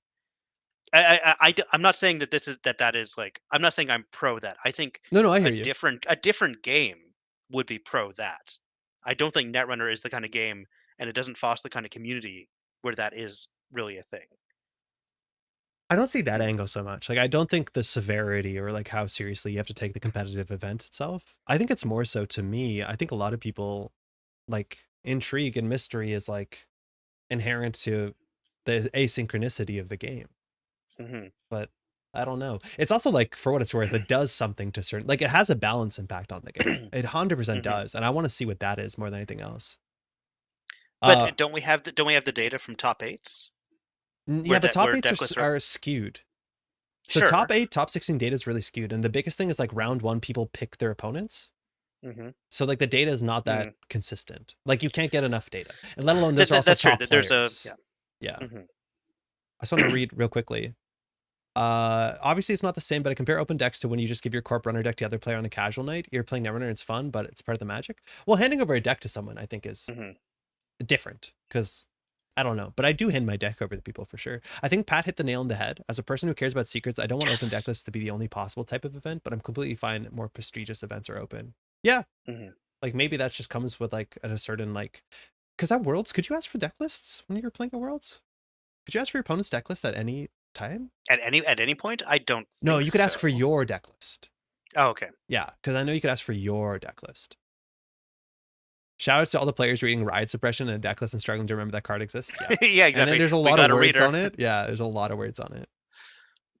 Kisra, I'm not sure I agree with no gatekeeping. I would like my opponents to be familiar enough with the game that I'm not teaching them how to play during nationals, which has happened.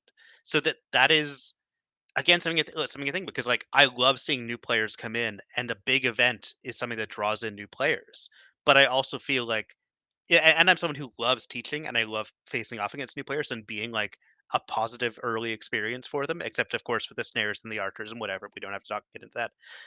Um, but there is a sense that like yeah, I do want to.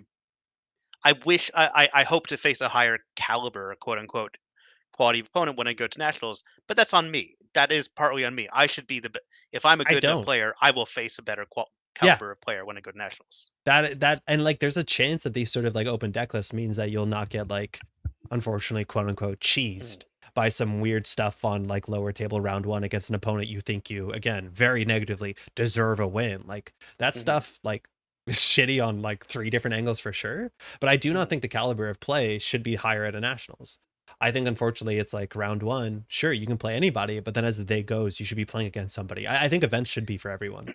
I don't Yeah. think that nationals should only be serious players. I think nationals should just be a bigger event with better prize support that people will travel for. I don't know. Uh, Odd Radish says, "Is this all theoretical, or is the proposal it's not an official NSG rule change? It's No. just something that they're trying for Boston Nationals, which I think Yeah. is fun. I think like I'm glad someone's trying it. I'd love to see what like I'm sure the conversation around it in GLC right now is interesting.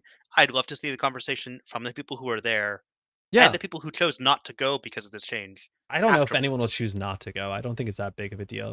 Maybe I'm wrong about that. But mind you, the organizer put up a whole like, list of points of why Mhm. he wants to try this out, and like respect to that. I think some people are saying in terms of the feedback, like why try it out at nationals? Why not try it out at something smaller, just in case it doesn't work or it adds time? Like there's a bunch, like why change something I that's not yeah. broken, but then also like why not try something else? There's a lot of different I think things one there. reason is that like if it's nationals, you've already got a lot of people coming in of all sorts of different types and like caliber of player, quote unquote. So you get like a very broad data set, really. Sorry? Oh, like that's valuable to do it there specifically. Yeah, like Yeah, if you yeah, I say, hear "Hey, I'm you. hosting a CEO where it's only open deck lists," you might only get people coming in who are like, "Oh yeah, I only want to ever play open deck lists." If it's a national, people will come in anyway, like you were saying, Yeah. and then we'll actually get the opinions of people who don't care about open deck lists after having played an open deck list. Yeah. I think it's fair to expect that someone can at least capably do the game at a tournament. Yeah, but that's at all tournaments. Well, maybe not a Mhm. CO, but like, or a GNK. No, I hear you. Do you have an issue with invitational tournaments? Are they a bad form of gatekeeping? No. They're invitationals. Like generally invitationals are show Yeah. matches and something specific.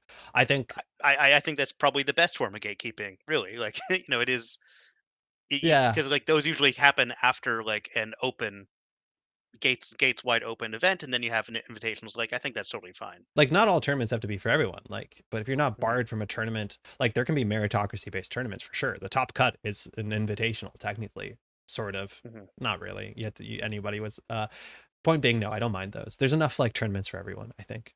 Mhm. Are there a few invitational tournaments that could be more apt for something like this? Maybe, but the thing is like most of the invitational tournaments are open deck lists.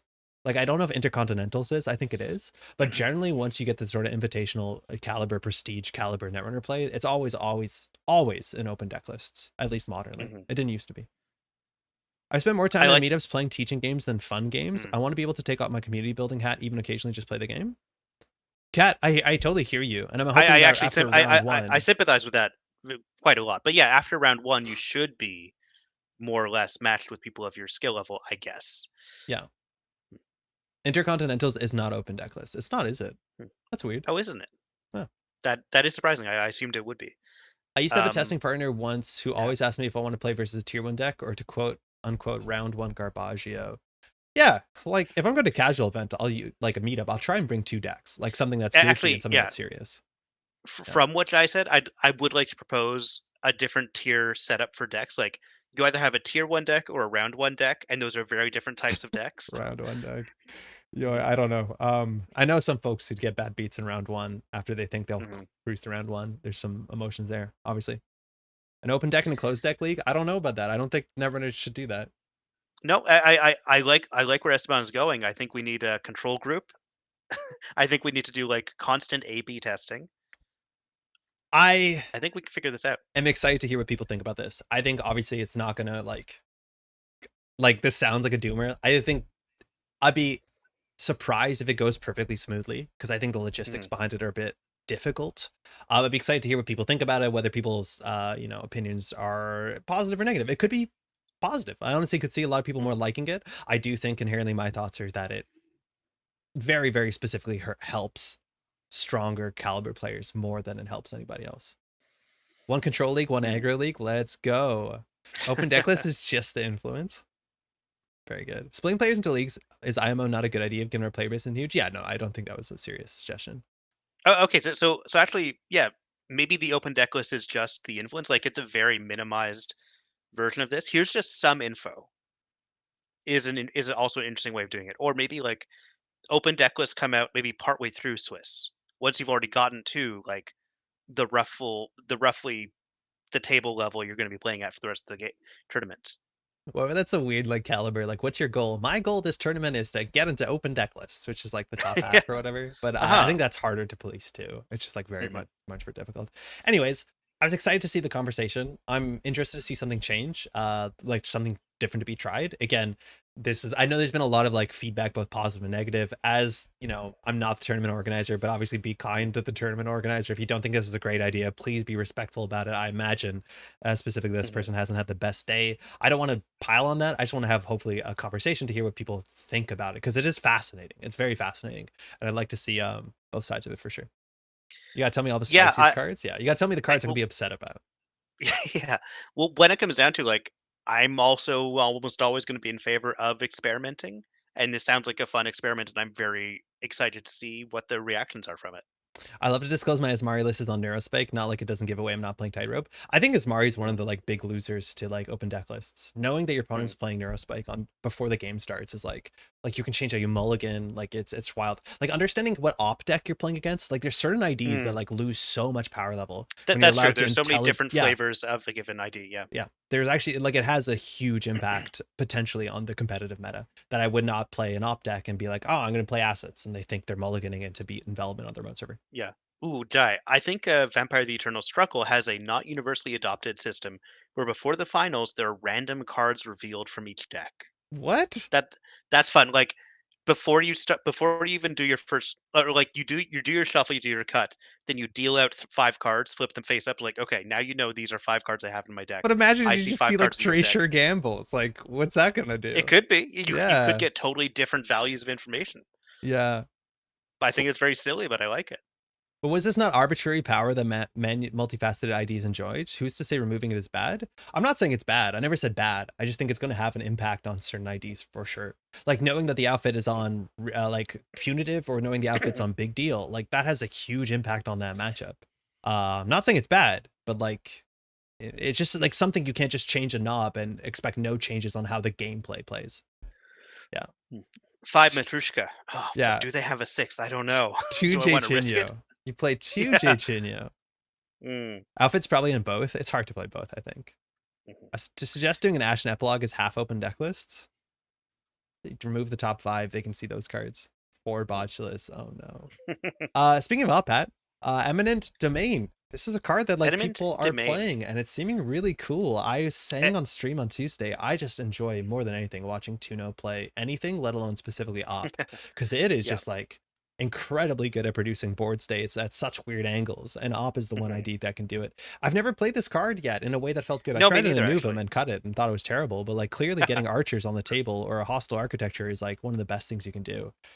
You said you So haven't played this, right? before we go any no, but before we go any further, speaking of eminent domain or Yeah, domain, I do want to scroll way back up in the chat to the first thing Anod Radish said, which was the good stream which name. yeah, exactly, which you pointedly ignored Okay. before moving on to something else. How Yeah, do you just one spell this damn word? Demesne domain. Okay. Has anybody heard this word? So the name of the Is it? stream is Eminent Domain, which is a word. Mhm. Domain means a land attached to manor and retained for the owner's own use. And specifically, this deck is producing archers, as in a manor guardian, let's say. And so Patrick thought this made a lot of sense. I didn't know this word at all. Yeah, and I'm being bullied for I'm not having a bullied. broad vocabulary, I just for want. having played a 4X game just before we got on stream, maybe where I heard this word. I was pretty sure that my vocabulary is. I just said that word wrong. It's fine. Is it like not Mhm. bad? And so like when I don't know a word, I just want to. I wanted to hear that I Well, no, was no, not in the okay, no, no. minority. When you haven't heard a word, you're like, that doesn't exist. You're pranking me. Yeah. And is it my fault? Have I created this environment where you don't trust me when I when I suggest a word? I don't think it's real.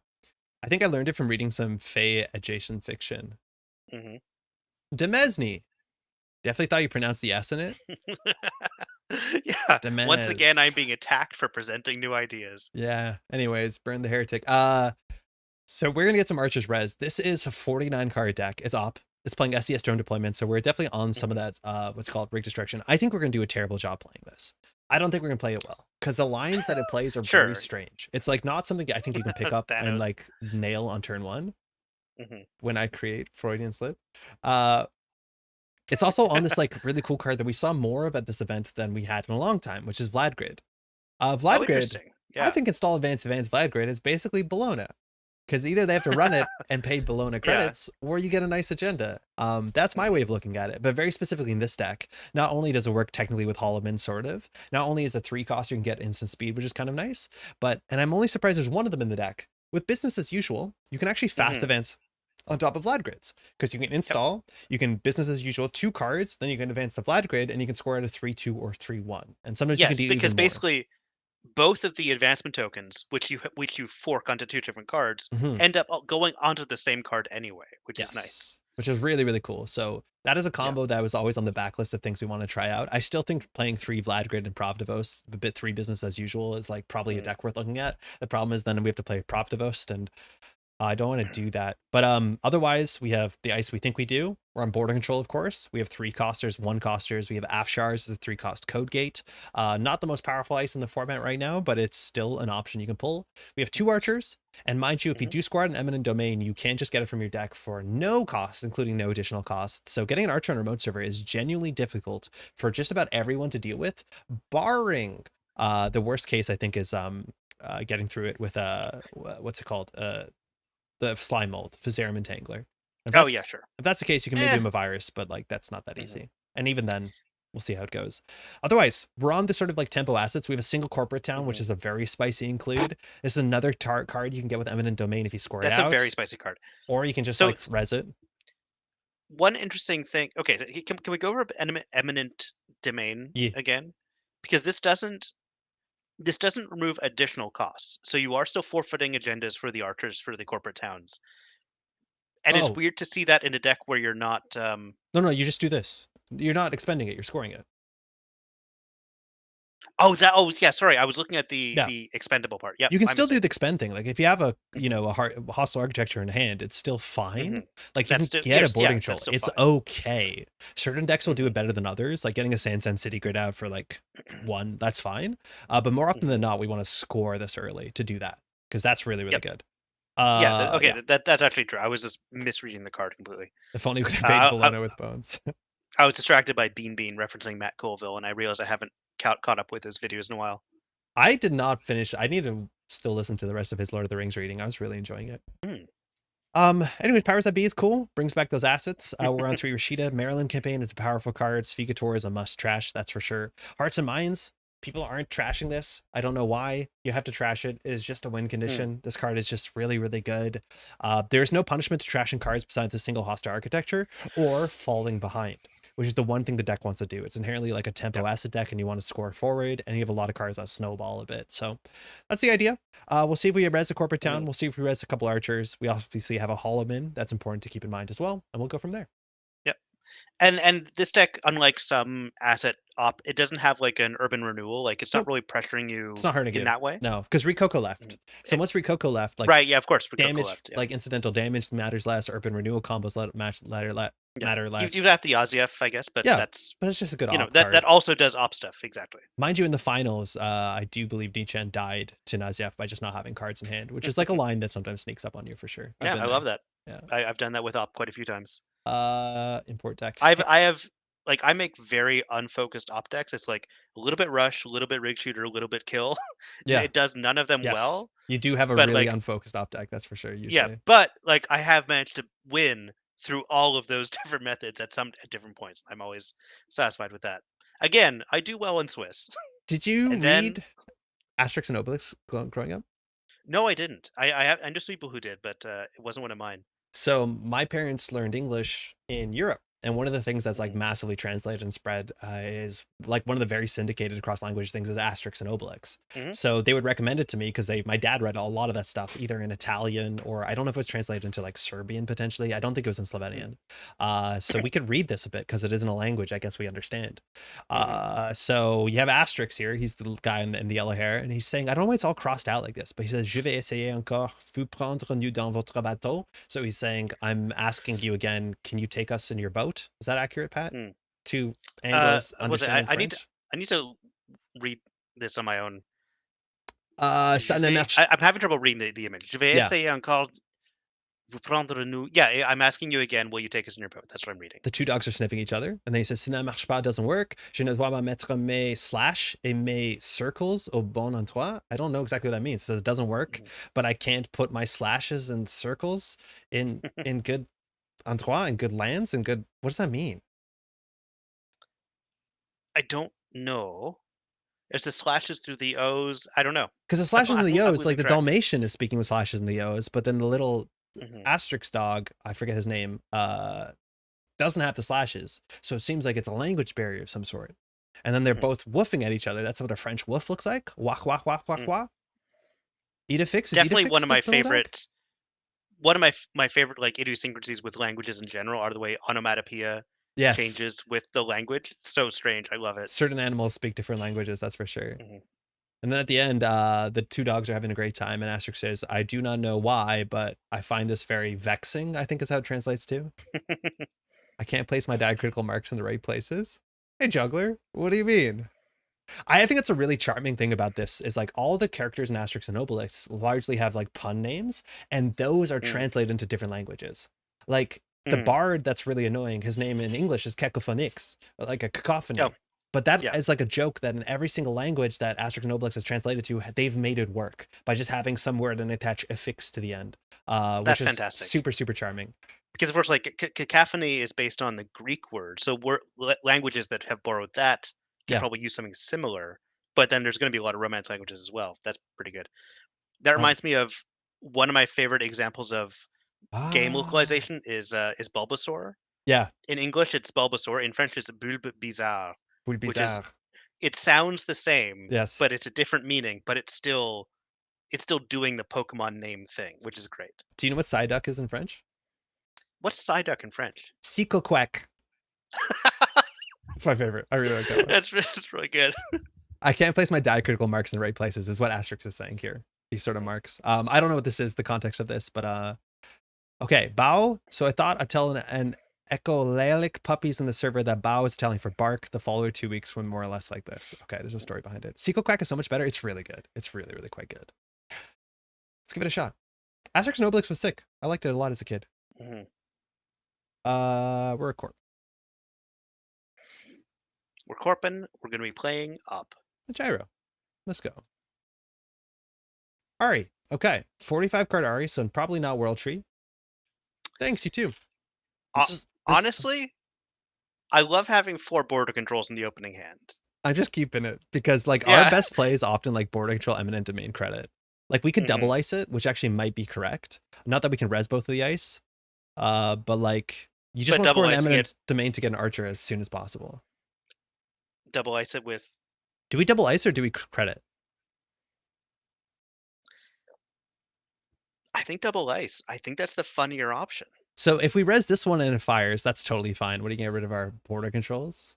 Honestly, they're just making R&D safer. Yeah. Well, they put them, in theory, should put them on the top. A lot of people put them on the bottom. Like, these are bad draws for us. Like, they put the border control on the bottom, maybe, but Hoardem to the bottom. I think you want to put Hoardem on the top, unless you're doing something like this, like Jailbreak.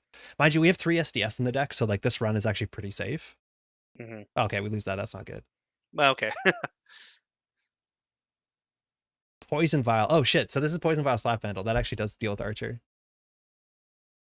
What are we getting, Pat? Sounds like we're getting an Archer. Yeah. So we can get any card from our deck rezzed and scored. Archer on the remote server seems not entirely necessary under 2 boarding controls. Do we just put an Archer now, in R&D? No. I think R&D just to like keep us safe for a little while. Okay, that's nice. We have no money. Make some money. Well, mind you, the deck has we've got no money, but we've got nothing we need to defend. Yeah.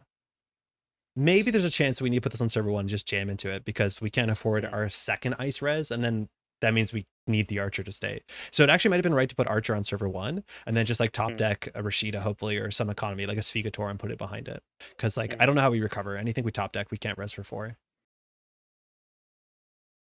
A step out for a few, come back to Asterix. A stream is the gift that keeps giving. Hey, that's Tuna. Oh, Diajin, thank you. Yeah, Diajin's got a great explanation for it. The joke is about both parties trying to speak the language of the other party, but trying to imitate the accent of each other makes them laugh because it's funny for them. Very cool. Do you know where the other party is in this one? Like, are they in Dalmatia? Why is there a Dalmatian? That's what I was assuming, right? It's on the Dalmatian coast or something. Yeah. You want a good laugh? Score an Eminent domain in Big Op and search bar goes off the screen. You got to turn your monitor sideways. What's happening? Trick shot? What is it? Well, they must be about to play. Okay, Botulus was Poison Vial. So this sees 2 cards. I'm okay with this because they're using up all their. Well, they only have to break 1 subroutine. I guess so, yeah. Oh, no, they have to protect their Botulus. Yeah, that seemed... We just got 2 credits. That seemed fine. They can see 2 cards here. They can steal SDS. We could lose, technically. Like, there are a lot of agendas in the deck. All right. Well, they trashed a Svi. I'm happy with that, I think. Yeah, that's fine. But I do think sending it centrals might actually work. Okay, we have a wall-to-wall. I don't think we ice that up. No. We draw once? Draw once. We'll ice that up, I think. No, we'll ice up the wall-to-wall, I think. We have extract, right? We must have 3 extract in this list. I'm just checking real quick. Yeah, I think I saw extract. Because we want to extract the Maryland. I think we ice the wall-to-wall. Nah, we'll just put them both on the table. F it. You can't trash both of them. All right. So small dog tries to bark from the Viking dog, while the big dog tries to bark in French. Both find this very funny. It's like me trying to speak French, just having a good time. All right. All our ice is going to be cheated around. That's fine. This is a very bad matchup for Archer, but c'est la vie, as the dog would say. Only one of them would say. This is fine. Just sending it. Archer? What Archer? Got hammers? No, we got nothing. Flux? Ooh, Flux Capacitor. There we go. This is the sort of deck that like tilts me, where it just sends R&D over and over again. It's just like, okay. We need a second ice here, that's for sure. I do like Flux Capacitor Ari, though. There's a lot of fun things you can add, like the Poison Vial Slap Vandal. Yeah, got hammers. Hammers would be good here. We don't have hammers. We only have 2 archers for sentries. We'll just get an ice wall in front of our R&D, and that will possibly, with 1 card in hand, be a problem. I don't want to trash the Flux. Well, there's a simul chip there, but like the stuff's not getting contested.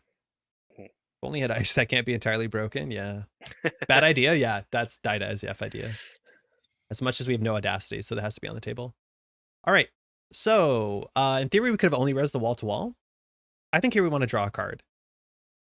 Oh, we could res both. What do you mean? Well, because wall-to-wall, you only get 1 mode if you res all. It's not your only asset. Oh, I see. Yeah, you're right. But I think we just get a card from it. That's fine. So what do we want to put on R&D? Border control is obviously powerful into some of the run events. Hortum at fully advanced does block AIs. That might be relevant. We haven't seen AI yet, though. No, but I'm assuming Slap Vandal is somewhere. Slap Vandal's not an AI. Slap Vandal not an AI? No, I don't think so. Oh, it is. It is. You're right. Okay. I think it'll be Fizzarum, though. It is an AI, yeah. So you want to just put the Hortum there and then just like credit. I think we draw once for the remote server.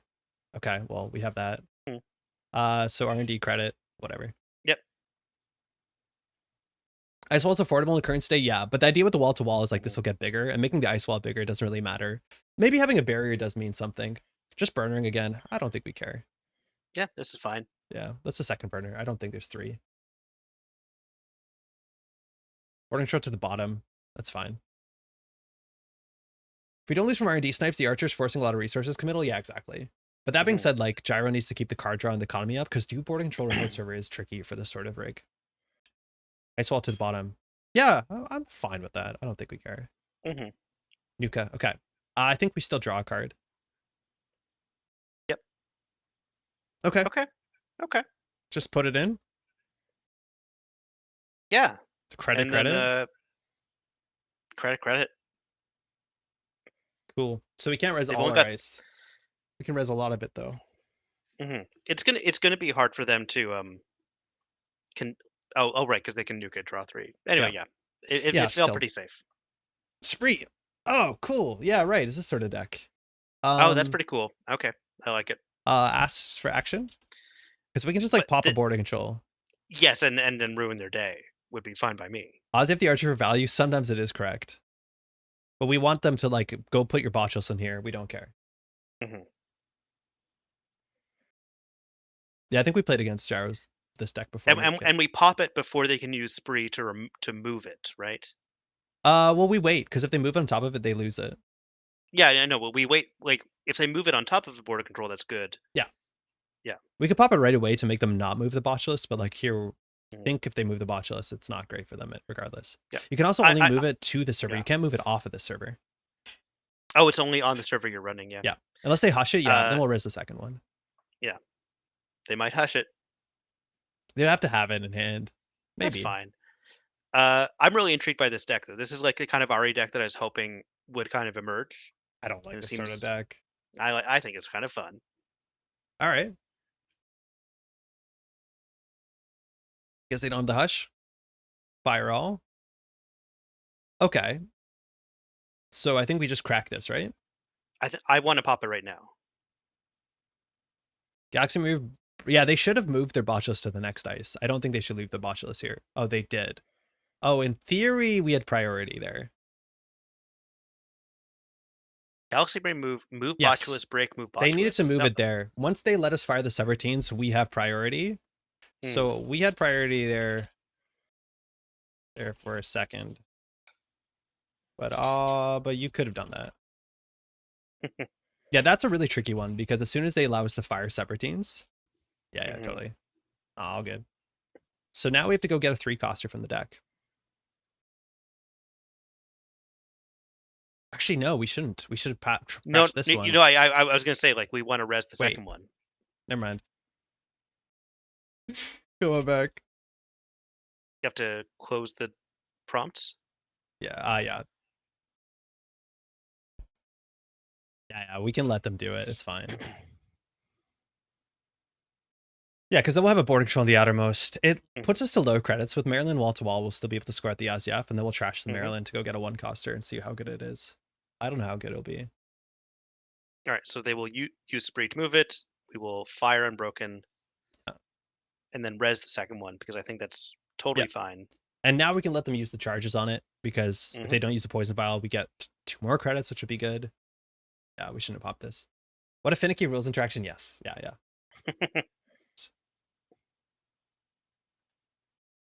Your priority, but only if you don't fire the sub.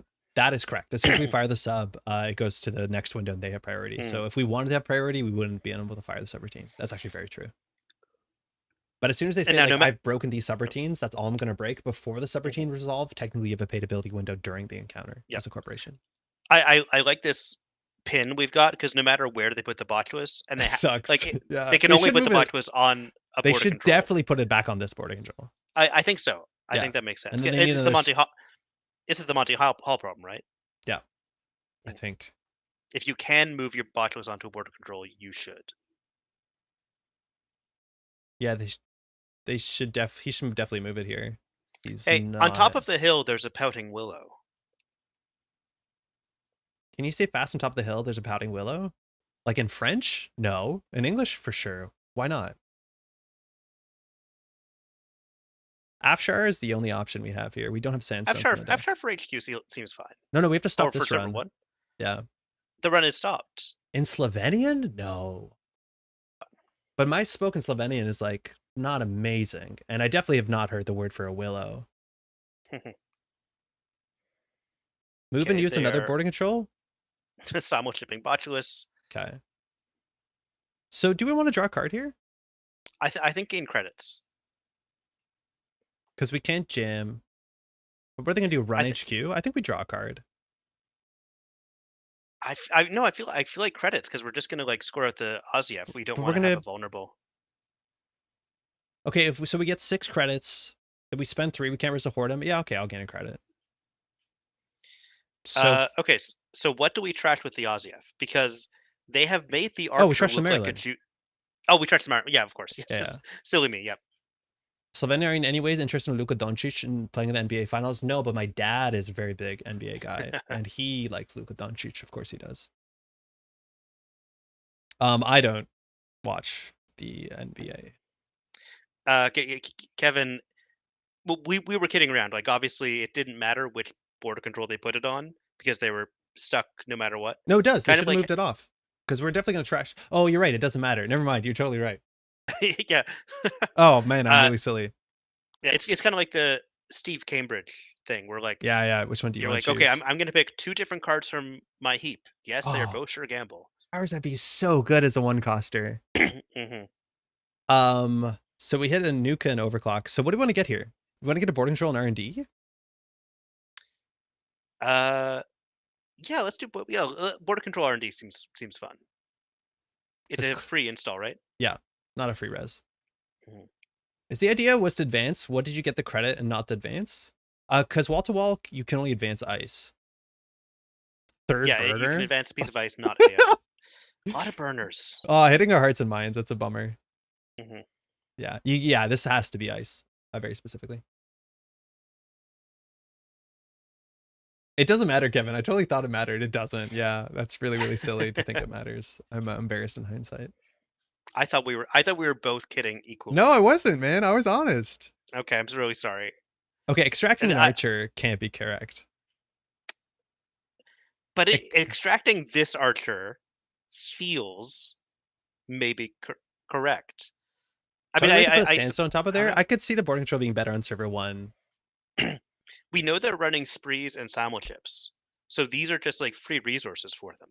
So this is where Tuno gets into the tank, because I think the play here is actually to extract either the wall-to-wall that powers the B for a spin doctor, so we can jam something in server 1. The question is, I don't know which one we trash. I think it's the wall-to-wall. The wall-to-wall, I think, is the better extract target if we're going to go for one of the 1-bits. Like, this is where the deck is so always fast. 2 steps ahead. The problem with Pat's bits is a lot of time I'm reading chat, and so like I don't give him the time of day, unfortunately, which is like such a rough thing to have Pat on stream. Yeah, and I I appreciate that usually after the stream you do acknowledge this. It's like, that's helpful. It helps me. This will put him on game point. There was a time a few months ago, I think, where your sister said she was watching. Yeah. And said that both of us made really funny jokes that the other completely ignored. Just missed it. We were both I know. so totally focused on other things. Yeah, she tuned in for a second. She's like, Pat said a really funny joke and you didn't get it. Then you said a really funny joke and Pat didn't get it. I was like, that sounds like the stream. Yeah, this sounds like the stream. Just two ships passing in the night. Do you want to do another Maryland, or do you want to put a third ice in front of here? What would be do you want, like, is Afshar the ice we put in front of server 1, not Aket? I think I prefer Aket. Sure, either of them. I would do Aket. It just feels bad. I know it's silly. I'd like to put Afshar in front of HQ at some point. We're not going to ice HQ. Come on. He's played 3 burner. Like, why do we have to ice HQ? I guess all the burners are done. It's true. You should both laugh at your own jokes more to compensate. That's Just- a good point. We should have a 5 More minute than I break in the already do. middle. Yeah. Yeah, it's a really good powers that be combo. I think that's very, very cool.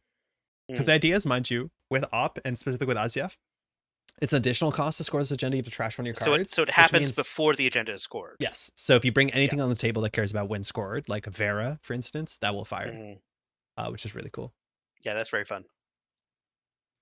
Andre went out of his way not to roast me when I deserved it. When I jumped on, Brennan, what did you deserve? Deserve to be roasted. I think deserve to be roasted for. Is it the birthday thing? Can't remember. I'm not sure. Now Gyro is definitely champing at the bit to send it R&D here. We barely can res this stuff. Andre, I just noticed your t-shirt. Yeah, I went to a show. My partner bought us tickets for our anniversary, and we went to Toronto to see the show. It was really great. Oh, cool. Oh, drawing last click? No, Brennan, you get roasted for that. And then she bought me this shirt too, so thanks, Maddie. I like the Hold Steady a lot. Go birds and dinosaurs. Go birds and dinosaurs. Technically, same thing. Don't say a redundant thing in chat, Janktivist. Come on. I want to get excited for my next turn. So I think we do advance like Maryland, which is awkward because like we're just gated by economy here. Yeah, I like advance Maryland. That works for me. Is there anything we can do the business as usual? Is that no? Okay. Yeah, because we're waiting for the Vlad or something. Like you can play it to advance a horde and advance the SDS. Like I guess it's better than nothing. Oh shit, that's a big into the depths. Oh god, they're gonna get everything. Oh, that's the deeps. I guess we res this border control, right? Yeah. Threshold. No, the anniversary's already passed. You can say happy anniversary now. Wretched anniversary. I don't yeah, know because in the Slovenian. Oh tradition yeah, of thank not you. wishing No, thank you. Yep. It's a good anniversary. It was weeks ago. It was months ago. The show is not on the anniversary date. I think we might get 3 credits back here. Wishing people more wretched things is pretty good. Slap Vandal. I'm assuming that's gonna give us the credits. That's kind of cool. They've got 6 poison vial counters. I guess the credits is not worth spending one of those. Even if the thing is going to be charging it a little bit. If we crack the boarding control, we can get him a virus. We're going to get them a virus in the server 1 anyways. Oh, them a virus, of course. Which means that we can use them a virus to get a SDS, to get a Holloman in a couple turns.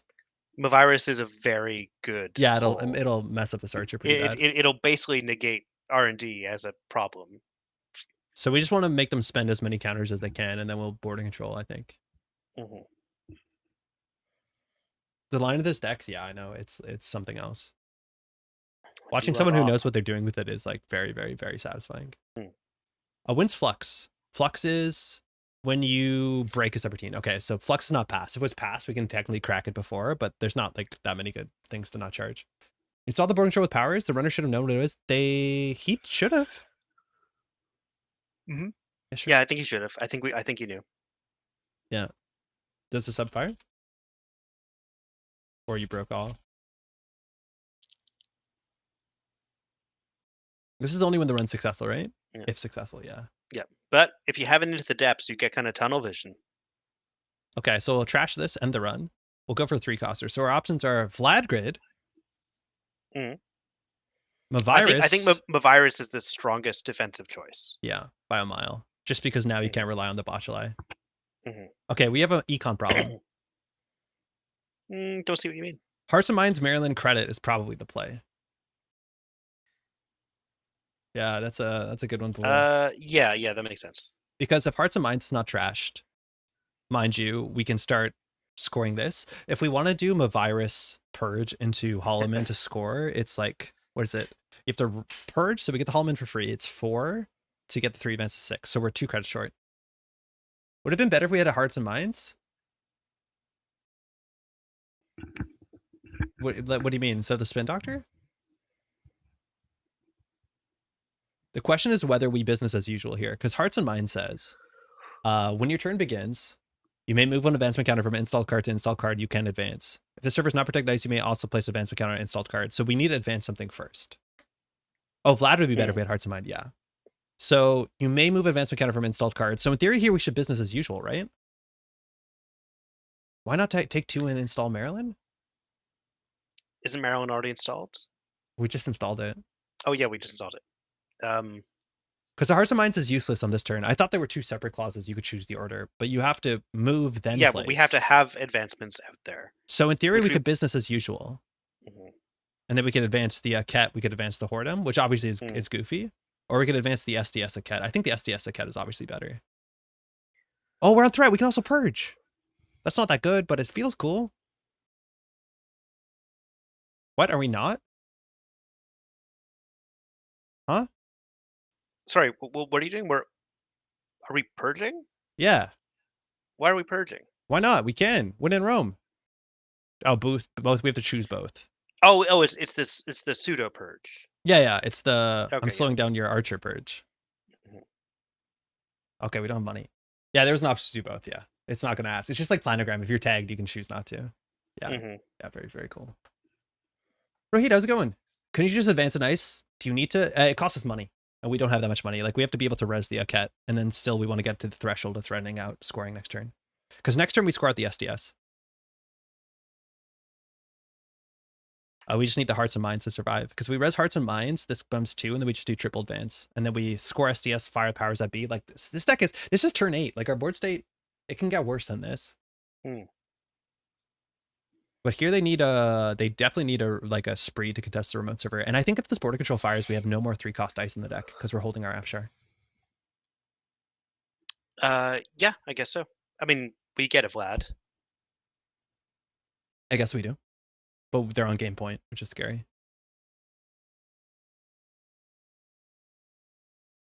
So spree does beat the server, sort of. Next turn we can pull Holloman to 1-click score. Yeah, but it's more expensive. I don't know if we need to do that. A spree sort of beats the server, I think.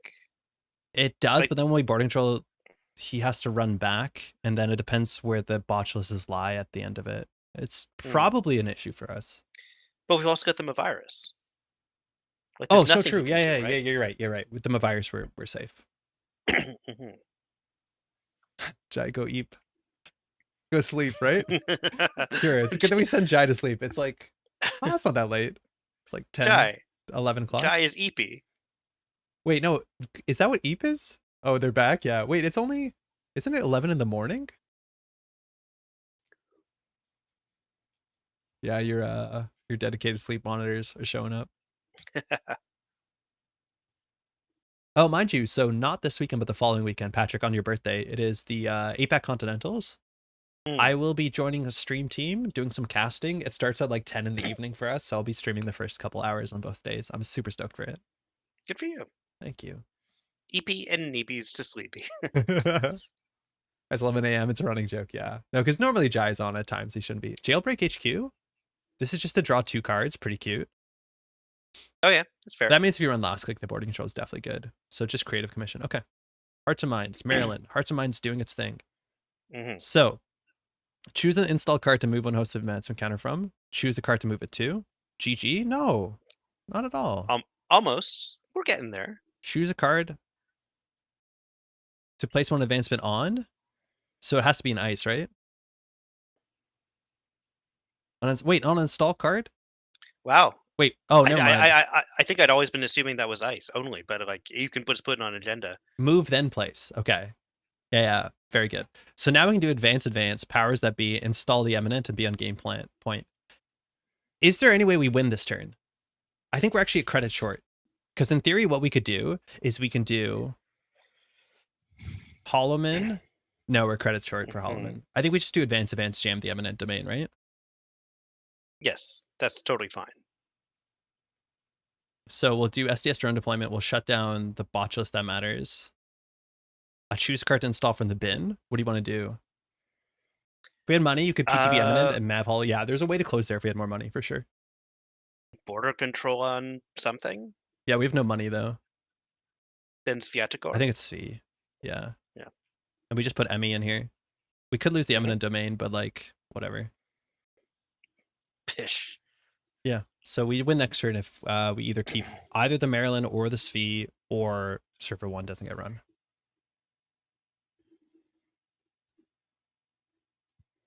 Overclock, Hearts and Minds. Okay. That actually doesn't do anything this turn. Oh no, it still does. You may place advancement counter on installed card. Okay. You move, then place. Okay. I need to remember. You don't move. Yeah. Okay. So even if it's on ice, it's a problem. Overclocking, not server 1. So I think we're totally safe to win. Action.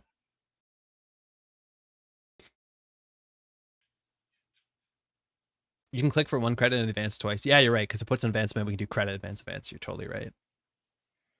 No res. So now if they put a botchless on this, like they probably put a slap vendal on it, but if they put a botchless, we can just purge. It doesn't really matter because he has a simul chip. Okay, whatever.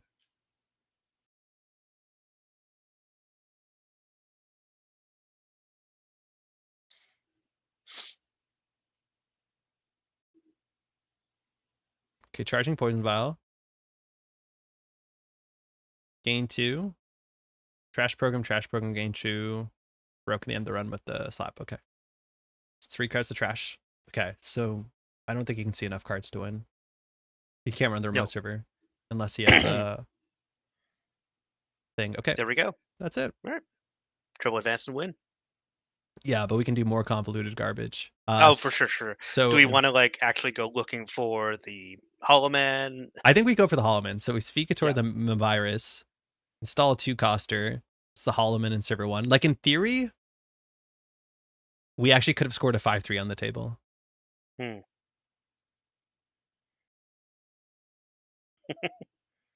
GG. That's wild. This deck is wild.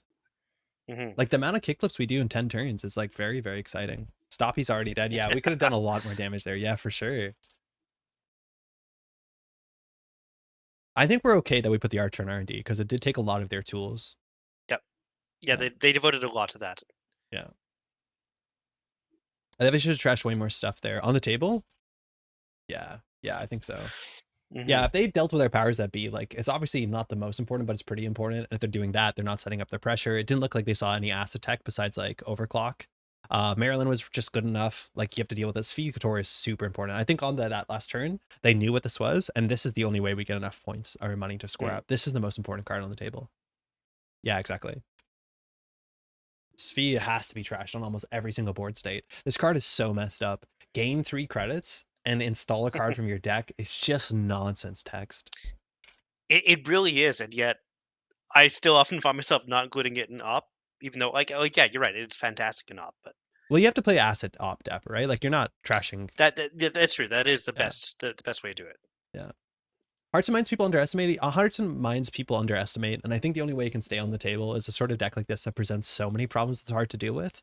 But I do think that's why this deck is cool. Is if you deal with the Hearts and Minds and the Sphecator, then you're not dealing with the remote server. And the remote server, either with Holloman or Vlad Grid, can get out of control. So I see it. But Hearts and Minds, like, just trash it cost 2. I do think this is an even worse deck to play in Meat Space than World Tree Ari. I don't think so. I think that's a rough matchup. Because of all the shuffling? Like, is it just, or how much, like, you have to remember about your own deck, you think? Oh, the Corp deck. I thought you meant that Ari deck. Yeah, the Corp deck maybe, because you really need to know your deck. Because your deck has a lot of, like, less elegant. Like, for Ari, if you just play World Tree Ari and you just set up your, like, Doom Rig as soon as possible, that's, like, pretty good. All right. Speaking of Hosh, we're playing against Hosh. We can't really jam an Eminent Domain behind something. We can slash and burn Eminent Domain on turn 1, man. That's something. That is definitely something. You can't deny that it is something. How does Ari deal with sorry, how does Hoshiko deal with an Archer on turn 1? I don't want to pay 2 points for that though. No, I think I'd rather like look for ice or econ or something. Yeah. Okay. I think we draw 1 ice, we're actually in a good matchup. Yeah. Let's go for it. Slam Archer on Archives? There's no way that's the good way to use Archer, though. Like, doing that kickflip just to get a protected Archer seems so messed up. It really depends what we were like. If it was like a Mercury and they're going for Chichinyu or something. Yeah, okay. But even the Mercury's, yeah, I know. Okay, I'm going to Mulligan. They don't call it Archives for nothing. I just want to look at the 6th. So a lot of times before I Mulligan, I do want to look at the next deck, at the card, just to see what we've drawn into. Oh, I can't really tell. We would have drawn into an Extract, so I'm glad we didn't keep this. Okay. Yeah, Extract wouldn't have been easily usable. Okay. Tron capped. Best of luck. Have fun. All right, Chives. we can work with this. Can we? Yeah, look at all the stuff we can work with. What do we do? Boarding control as the FSV? That doesn't seem great. Pat, you have now cursed my local meta to hear me pronounce our chives in the next month. No, it was gyro. It was gyro. The only IRL op shuffling that really bugs me is fetching a spin doctor since the runner can't take the rest of the turn until because you have to draw because you can't shortcut it. Yeah. Yeah. In theory, Ari does mess that up too sometimes because of lily pad. I guess we push it. I just hate this. I think this is fine. What format are these decks been? Threshold. We're all playing in standard. I almost exclusively play in standard. So standard is every NSG card besides what's banned, and then like the last 2 sets of FFG cards. Mind you, early next year, it's only going to be NSG cards, so standard will be a smaller format, which is pretty great. But yeah, it's the next major product release that comes out will trigger the next rotation in standard. It's Oshiko. We got Breakers turn 1 and a DJ Fenris. We're still on 6 credits. I'm not upset. You're upset. Jesus, Hoshiko. Why are you like this? Hey, Archer is 4 net damage against turn Zahya, 1, Steve. So... Turn 1. 12 cards in. Was that 3 of the heap. Prices that got those out? Turn 1, there's 12 cards in the heap, Patrick. Normally install Steve on turn 1, it does nothing. Yes, I'm aware. Was that price into price into price? Don't click on that link. Oh my god, Anarch. Hang on, we've got a new category of viewers. We had great viewers. Now the 4th price is coming back. That is so upsetting. That is so genuinely upsetting. Yeah, the price is just cracked. Okay. Do we res a Svi? We probably don't. I know. I'm not sure why we would. I guess we could like, yeah, I don't know what that does for us. Well, we have to trash something that does YF. Do we trash the boarding control? That seems silly with the cleaver, but also... I don't know. I mean, right, this fee is so powerful, but... That's not because it's Hoshiko? Well, no, not exactly, but it is what the Anarch look like modernly. I'm not sure, like, do we extract? Do we leave Aziev out there, maybe extract this fee? But what are we doing with cash? Like, if anything, we want to extract this ice wall. Okay, why don't we like, we probably ice wall HQ. We do have to defend HQ. Yeah, 100%. I think ice wall HQ. Gyro, good game, by the way. We're mad at Hoshi for doing what Andromeda did every game. No, Andromeda did not have 12 cards in the bin. 0 hour. How's it going, by the way? Fordham HQ ice wall R&D extract C. Yeah, but I want to extract a res card. You're right, we're gonna have to extract something. I want to extract the ice wall. Like, I don't know what to do about it. The thing is, like, I need to put ice wall in HQ because we can't afford to res the Hordem. All right, so let's start by putting ice wall in HQ. No, then we start by drawing. All right. Drawing first click is the coward's draw. Like, we just click for credit. Like, look at our turn. That's why you need the money. No, I know, but I want to extract this. I don't want to just pay 6 credits. I want to 6 credits and get a card. This is terrible. Oh man, I'm so tilted. I'm so tilted. That's so annoying. Price hits Banhar. Oh, they're gonna put Banhar anyways. They put Banhar on HQ. That's sick. Got him. So it's either credit or net damage. Taking the damage, hitting a daily cast. I feel like that was pretty good for us. Gonna get a price back. If you say so, yeah, we'll see how it goes. We're gonna pay 5 prices. Literally go look through 20 cards. Turbine, Buzzsaw, Echelon, like, oh god, throw me into the ocean. Okay, well, it's okay. Our SDS will destroy that turbine. Yeah, if we're ever allowed to score it. And then he'll labor rights back in. Okay, that is a turn 2 board state. That's a turn 2 board state. Sorry, Patrick. Oh, I would just add Gyro saying ban Hoshiko. It sounds like Hoshiko's not the issue. Hoshiko is the issue. Not the prices. I mean, I actually do love the price. I understand why it's great, but Hoshiko's definitely a problem. I think we just get rid of the ice wall. This is a balanced deck. 44% win rate. Mhm. Do we forget a Svi there? No, because we need to trash the ice wall. Maybe we did.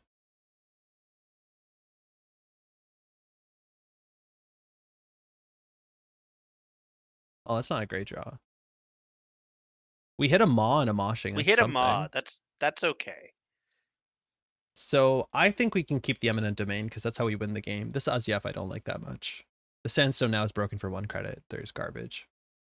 Why spin last click? Because we can discard our hand. Otherwise, like putting Rashida on the table doesn't really do anything. I don't know what else we'd get there. This is what the game needs is maw, yeah. Is that trophy symbol over archives part of your overlay? It's a cyber feeder. So it's a Okay, yeah, reminder so that there's 2 points in archives. Right, it is part of your overlay. Okay, cool. Yeah, not my overlay. I know what you mean, but it's part of the overlay. Yeah. Yeah, this is all Rahi's work. It's fantastic. 16 cards on this stack on turn 3. Good luck and have fun. Thanks for the game. Thank you, Gyro. Thanks for the game. Thank you. The more I think about it, the more I wonder if the price might be a bit cracked. We tried to warn you, the tier list is one of the best cards. It's so absurdly good.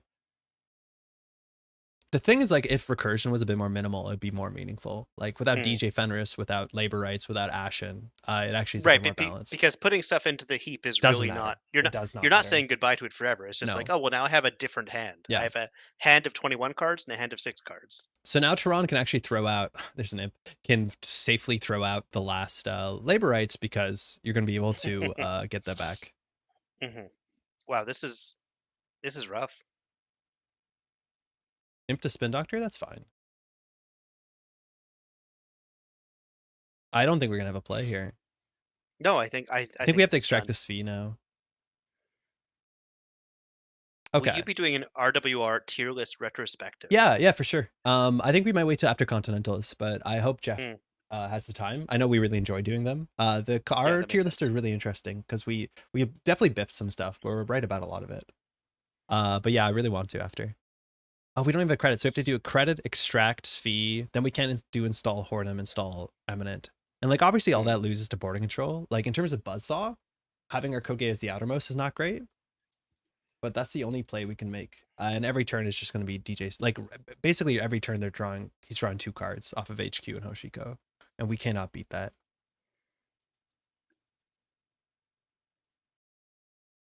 Well, gotta hope that the boarding control works.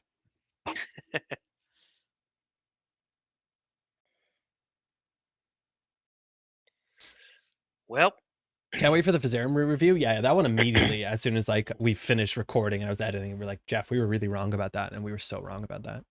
I hope that one's obvious. Op clear needs a -1 card cost card to keep up with the meta. I think that would be a great unset card. Just like shipment from Op is a -1 cost ice or something. Which one do you think is the worst right now, moshing or price? I think moshing is actually worse for us. I don't think we want Tron to have 3 more credits. Would y'all say about Fazarum? We thought it was like a joke. And we thought like Arasana would not play it because like Arasana already has Slap Vandal, and then like why would you play that when you can like play Botulus or something like that? But like clearly that's super wrong because it just dunks on everything. You can install it instant speed when and if you need it. It's just very, very incorrect. It's not great in criminal, that's for sure. Like I still think you could see it. The best line here is that we actually could border control potentially into a 3-coster, into a 3-cost coast 8. Yeah, skipping on encounters is not that big, but it's really big. It's just like, how do you play against Arasana and res like a big Hydra, or like even get through a draft early? It's just one of the cheapest ways to do it. So now Tehran in theory can strike fund. So if we saw this line, which we should have, Tehran can now price and hit a buzzsaw and run server 1. And the buzzsaw is 1 in 10. So this is not a great run. It's the best we have, though. Oh, I thought we did have a code gate there for a second. So now Tehran needs to find it. Yeah, missed it. So we're fine. We're gonna get our Eminent Domain. Oh wow. Okay, cool. It's one of the bottom 6 cards there. Yeah. Buzzsaw. Yeah. Skill issue. We might have wanted to give you moshing. because of this line. Yeah, if we saw this line, we might have wanted to give out moshing because moshing doesn't give you the click to install it.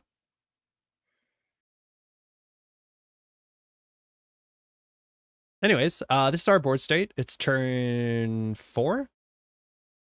Hoshiko's 5 cards left in the stack, 6 cards. So that's good.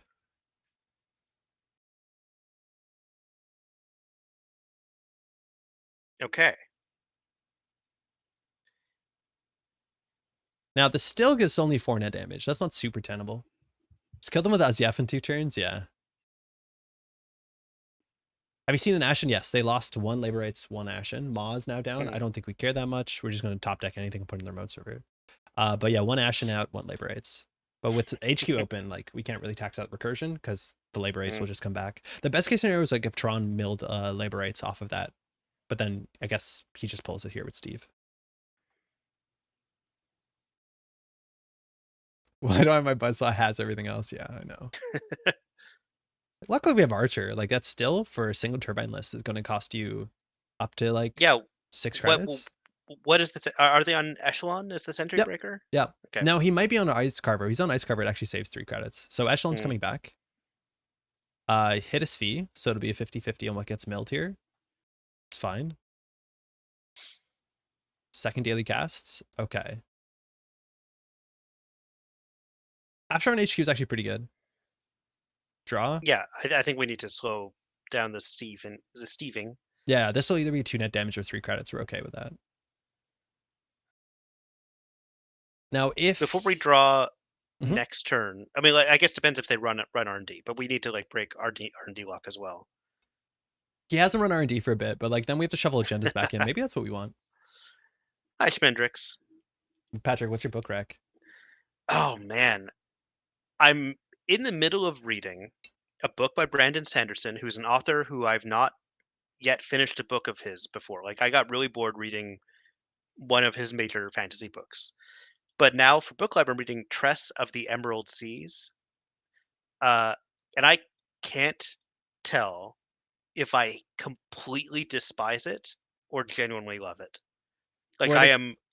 Sorry, go ahead. Going back, I'm just like vacillating wildly because it feels.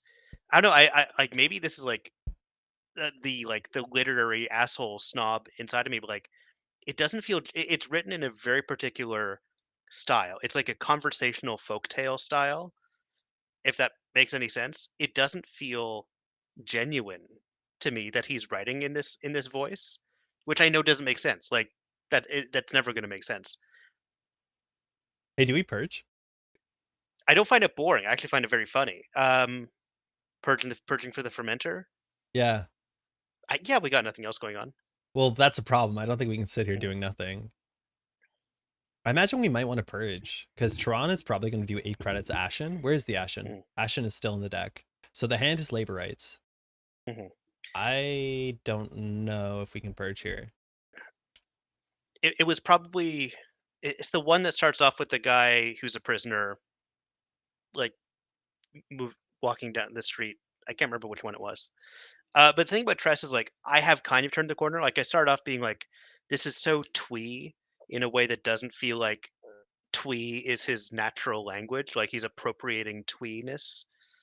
But it's turned around because I think that once you find out that the voice of the novel is a particular character narrating it, I think that starts to justify it a little bit.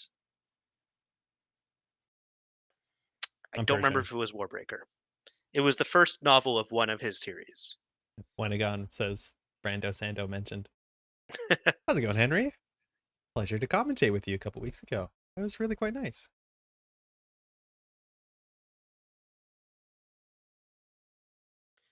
Casually look up. Daniel's reading a Brandon Sanderson book right now. I'm not sure which one. Maybe it's the same one. Maybe I can invite him to book club. Do you want to do video game book club? Like what video games I've been playing? I know this seems like we've gone for highbrow to lowbrow, but I've been playing. I was sick, so I played a lot of video games. Did you play Hi-Fi Rush? Yeah, I loved Hi-Fi Rush. Yeah, I think I've been. It was really great. I'm a big Hi-Fi Rush stan. Can't wait to see what they do next. Yeah, can't wait to see what they do next for sure. I thought it was fantastic. Yeah, Hi-Fi Rush is really delightful, like, so much better than it needed to be. It's just full of life. The It's tr animation is so good. Animation is extremely good, it's very funny, well acted. Everyone was on the same page. Oh my god, it Mhm. was great. Yep, 100%. Everything about that game I really, really loved. Yeah. I don't think the purchase correct. Run and loses 6 credits but gains 4 clicks. Yeah, but I think without the money, he actually is kind of in a stuck spot. Like, he might have to click for credits for a bit. It's not like we're doing anything valuable. Like, we just want to wait till we top deck something that pushes us forward. So, I don't know. It's a bit hard. It's just like, what are we doing? Just put the Vlad in their most of a credit? Maybe? They got closed, yeah. They were shuttered by Microsoft, unfortunately, which is incredible considering they put out, like, such a banger game on every metric.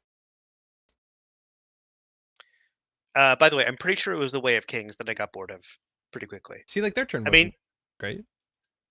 that could just be a personality flaw or, like, the reading mood I was in at the time.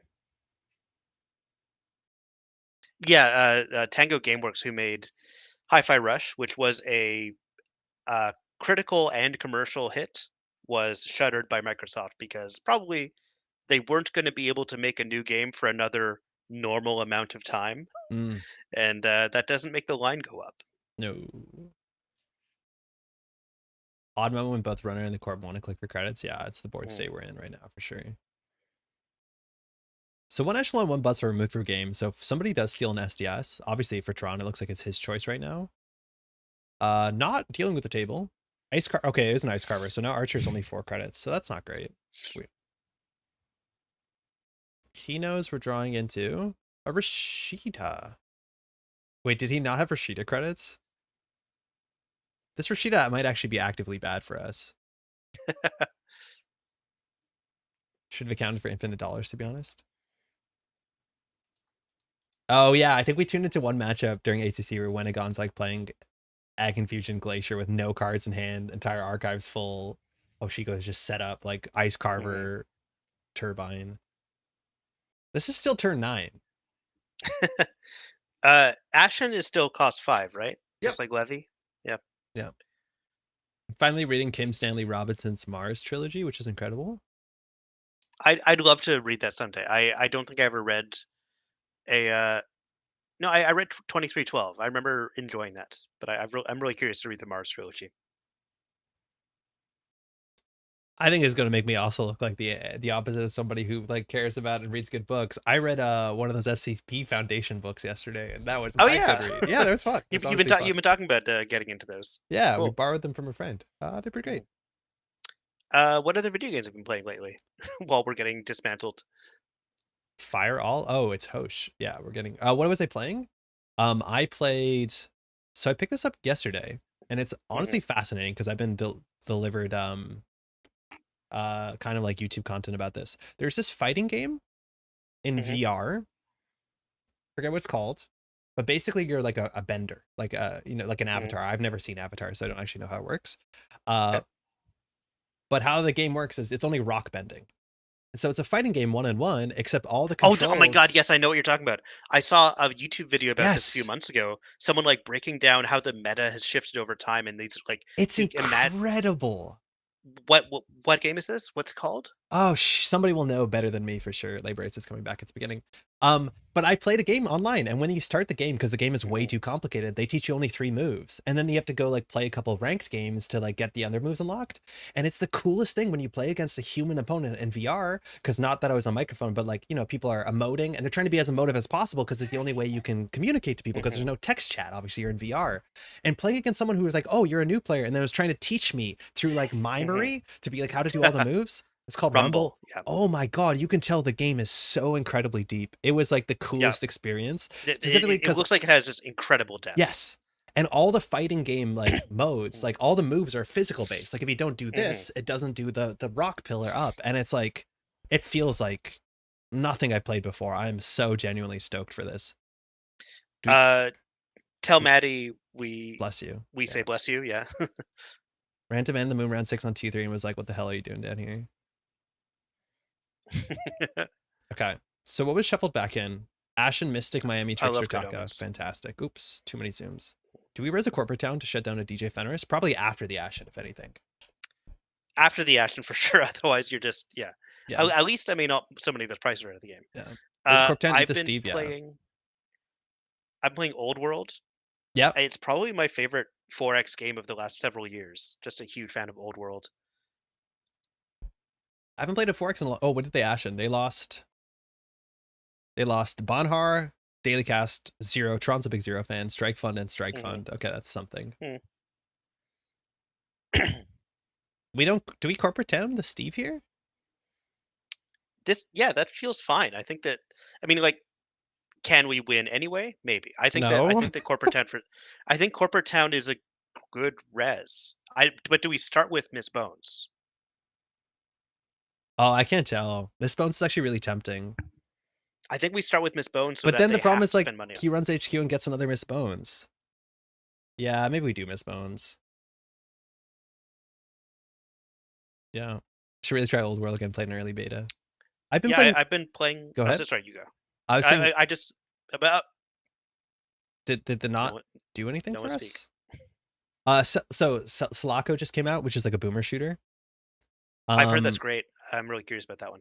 I was very frustrated because I'm playing my brother's copy of it. We got to talk about family Mhm. share. It's kind of incredible. What one coster do we have in the deck? Ice Wall? Is there any one coster we can get? Let's look at the list. I don't remember what's in this. Extract it the Maryland? SO It's or probably SE? that. Yeah. It's SEL. SEL. SEL. So I'm playing on a harder difficulty and I'm getting bodied because my biggest complaint is visibility is not good and there's no good audio. Like people don't make footstep sounds. So like you're turning corners and just getting gunned down and I'm so frustrated. I rage quit the game multiple times. And my brother's like, nah, just get better. They just released a patch today. The patch notes are exclusively footstep sounds 30% louder. No other changes. Because I think a lot of people are getting frustrated. So I'm excited. It's an early access, but it's only going to get better. Okay, powers that be, wall-to-wall, hearts and minds. I think getting a wall-to-wall on the table is probably where we make the break for it. Yeah, I think so. Yeah, I think wall to wall is going to be helpful. Powers that be, you'll get. Hearts and minds cost 1? Oh, I thought it was a 0 coster. So now we draw and put whatever we get in server 1. Oops. Be cool.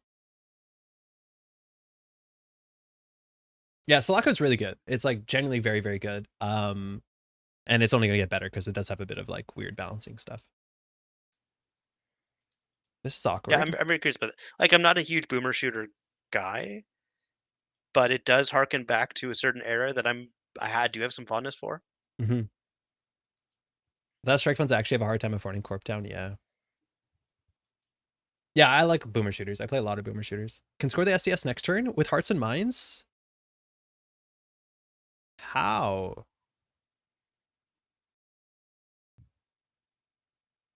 What am I missing?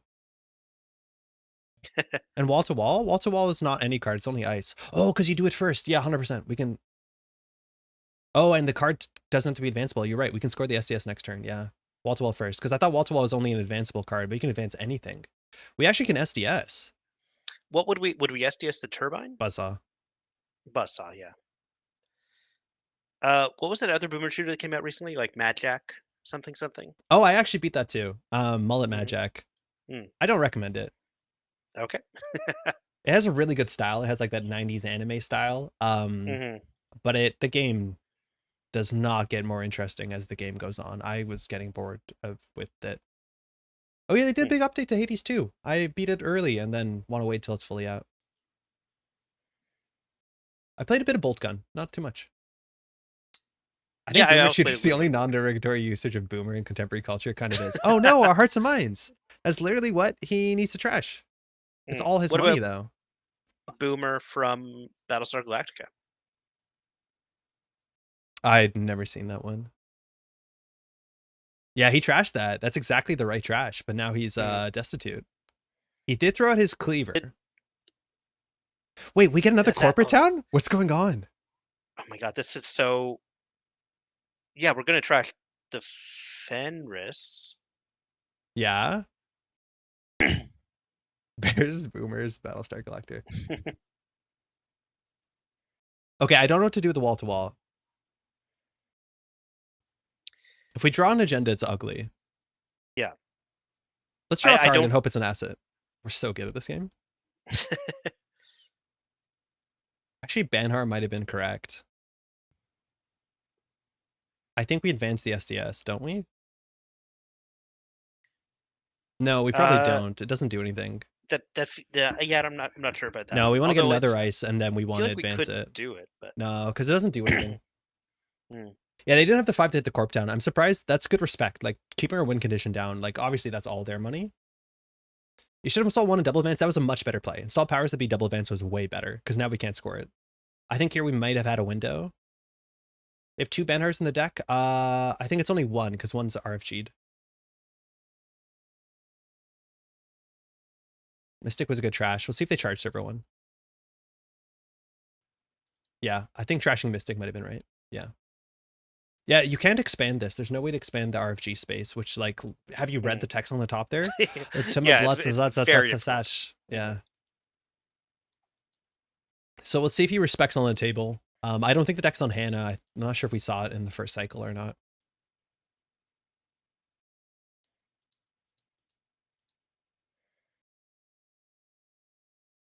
Is he gonna trash the corporate town? Can he challenge it if he installed double events? Yeah, he can. Archer's either 4 cards or 4 credits. And after you just break for 1. You can definitely charge it. We need Balatro Tech to drag and shift cards in the RFG zone. Imagine he could move these around. Oh my god. It's like good in one way that they're not sorted, so you know the like when they entered the bin. But like he has no more recursion at all because 2 Laborites are out, 1 Ashen's out. So any card that's trashed comes out forever. Yep. That's feeling pretty good if we can just successfully actually trash one more thing. Yeah. Which we can. We can. Corporate Town might fire here. Toronto's deciding between the remote server 8 and server 9 and Corporate Town. Because we didn't score in server 1. It is the Corporate Town. Okay, so we had our fun. We did have a lot of fun with it. We had a lot of fun with it. I think we got a huge amount of value from that. It's definitely worthwhile. Is it ever right to trash Carver? Sort of, but I think Banhar has probably been more impactful, especially if we're going to try trash breakers. Yeah, it did good damage. It did for sure. Do you want to draw a card? Yeah, I think now we can draw a card, and it'll definitely be something. That was the worst 2 draws. Yeah, that's unfortunate, huh? All this effort to make the runner not have infinite recursion? Yes. It's turn 13. They have 14 cards left in their second deck. But they're second and final deck, right? Like Yeah. Ashen's gone, no more labor. Like, yeah, we're good. Okay. Glad Yeah. you're feeling a bit better, Zargon. Thank you. Yeah, definitely feeling a bit better. Taka's going to make this run not that expensive. The problem is like the SDS is actually going to add up. Like if they steal the SDS, I guess they trash their own cleaver. No, they can't because they threw out their other cleaver. They throw out their buzzsaw or their echelon. Oh no, their other echelon's here. They actually have no good choice. They have to throw out their turbine. Yeah, I think because every other breaker is either RFG'd or in the heap. I think them stealing the SDS is not terrible. No, it's not that bad.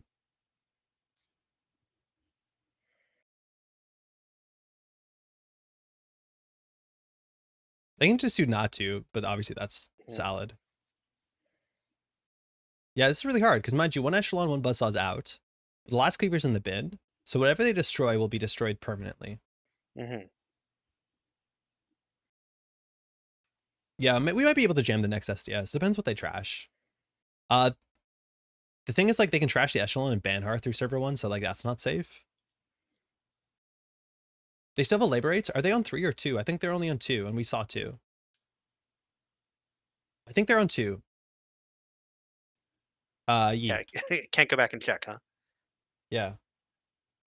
I think they're on 2, because I'm pretty sure he would have played the 3rd Laborites before actioning if he had it. Might also get a mod. Yeah, that's true. No, we're pretty sure both cleavers are accounted for. He threw out a cleaver last turn. It's in the bin. Yeah. Or 2 turns ago. So he's doing his deck check here. Took it. Got rid of the turbine. Okay. Okay. So we might lose it to mods. Okay, we have a spin doctor. We lost the other card. That's okay. We've got one on the table already. So, Eminent. It's either Eminent or we install advanced SDS. Because they can still get through that. It's either 4 damage or like 12 credits, 10 credits. Like maybe it's Board Control Eminent. I think I would do Border Control Eminent. I think that's what we do here. How did they get the Archer next turn? By Echelon or Banhart? I think Board Control Eminent I like, because getting an Archer and R&D seems important. That'd be great. I just don't... Yeah, with the Spin Doctor, I don't think we mind. And I think leave the Maryland in hand. Or we can just put it on the table. Oh no, then we 100% lose that. Yeah, that's fine. Yeah. Why not border SDS? Because we can't threaten to score it next turn. But actually, that might be right.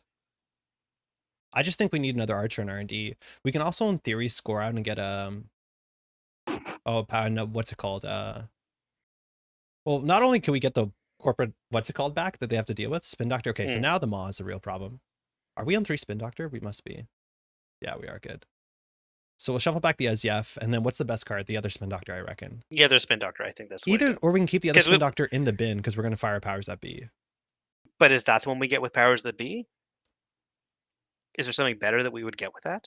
I don't think so. I feel like it has to be from your hand or from archives.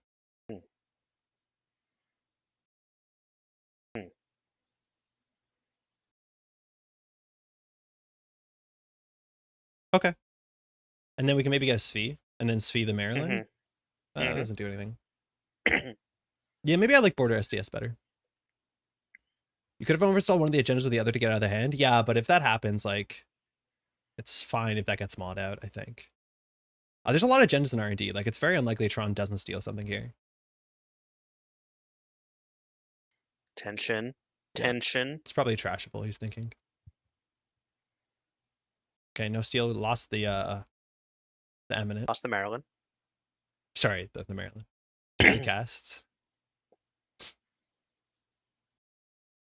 All right. So, what do we do wall to wall? Draw a card, right? Yeah. Yeah, sure. Nice. Oh, man, if that was in the deck, we could have got it free with Eminent Domain. All right.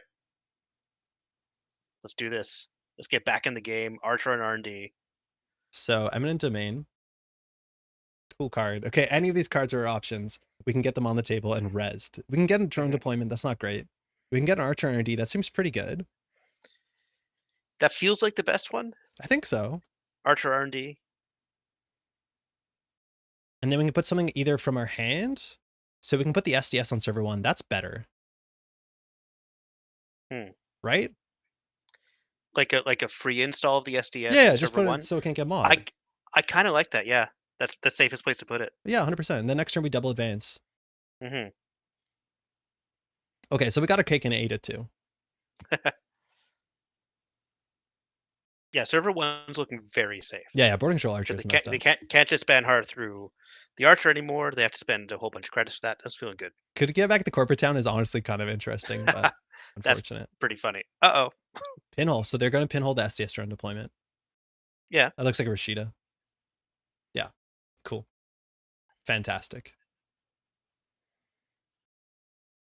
Maryland also gets a 1-coster here, which is kind of sick. Because we get a Hearts and Minds. Oh, that's a good one. Yeah. Maw? Nice. God damn it. That's fine. I hate Maw. Taking 4 damage. Steel Skin. So you might draw into other cards that you lose. Another Steel Skin? Another Steel Skin? There's 3 Steel Skins? That's... No, just 2 Steel Skins, I think. Okay. So now seeing 2 cards you here. draw up in between, so we might have drawn into another Steel Skin. Yeah. Yeah, we don't get the Hearts and Minds trigger because it's not there for starter turn, but we still get it. All right, we're going to shuffle the 2 deck. cards. Sure. Yeah. SDS is still hard. There's 1 more in R&D, but there's still a lot of agendas in R&D. Cut the cake open, Steel Skin all the way down. Yeah.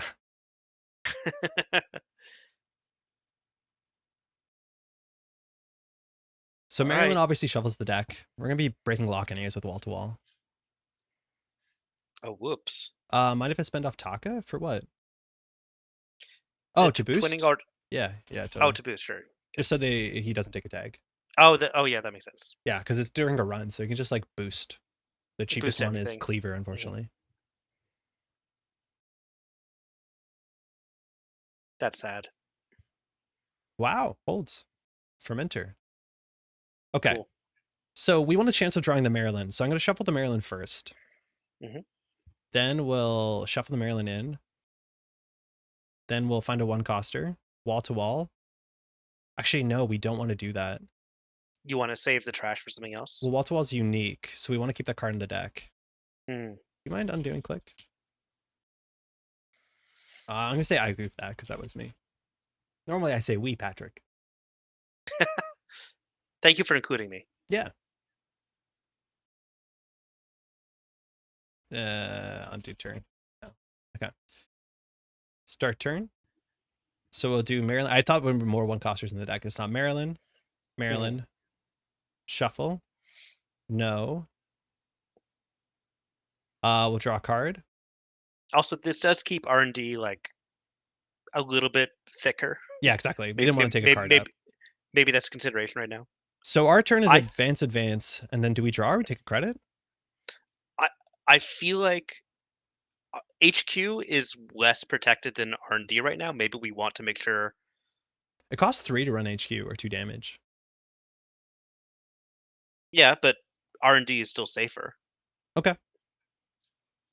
So I'll take the credit. I wish we had a thing we could put that free advancement on. Spin Doctor? On the table? Might as well. I like Spin Doctor. We're clawing there, man. We get down the buzzsaw, we're in an okay spot. There might be another banner. This kind of thing that you have to be super on top of in meat space. RL, you already looked through your deck, right? Yes, in theory you already did look through your deck, so you can't unshuffle it. So in meat space is more important, but if I was in meat space, I'd have my deck list next to me. Want to advance once and use the hearts and minds? Because we don't have a hearts and minds. Oh shit, hearts and minds on the table would have been maybe better. Oh, that's not guaranteed. Yeah, he'll probably will check it. This is Banhar, so we're just going to force as many credits and we'll border control for a virus, I think.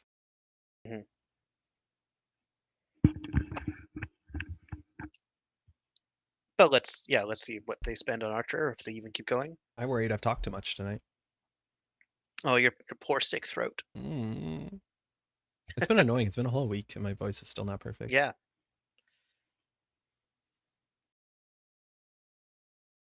Yeah, hedonism is actually really good. A lot of players will have like their deck list and like write down their chains. Now you're not technically allowed to bring that to a tournament with you, but if you come to casual play, I'd write down all my list of 3 costers, 2 costers, 1 costers, and like cross them off and stuff like that. I think you're allowed to do that. Like you can submit a weird formatted deck list, I reckon.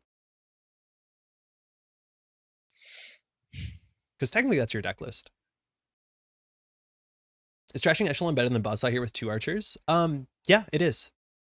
This one they can still go through like twice with what's it called? But yeah, Trashing the Echelon's much better. Fire all. Okay, that's 2 net damage. Lost a daily cast and a fermenter. Just money. Archer's still a lot of money. I think we still have 3 cost dice in the deck.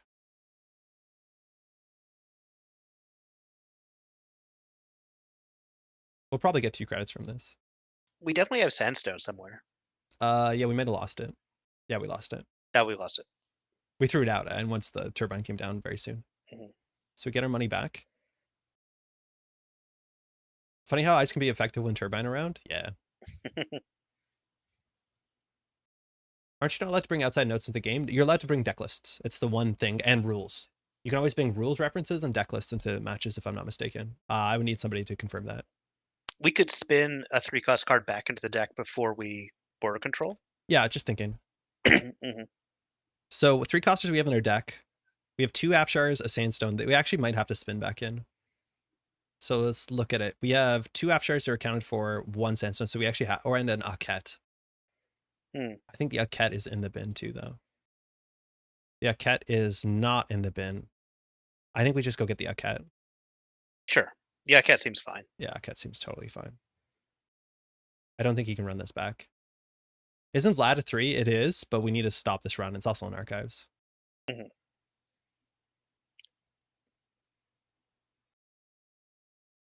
Yeah, Cat has a chance of scaling up better because we can advance it with like our stuff.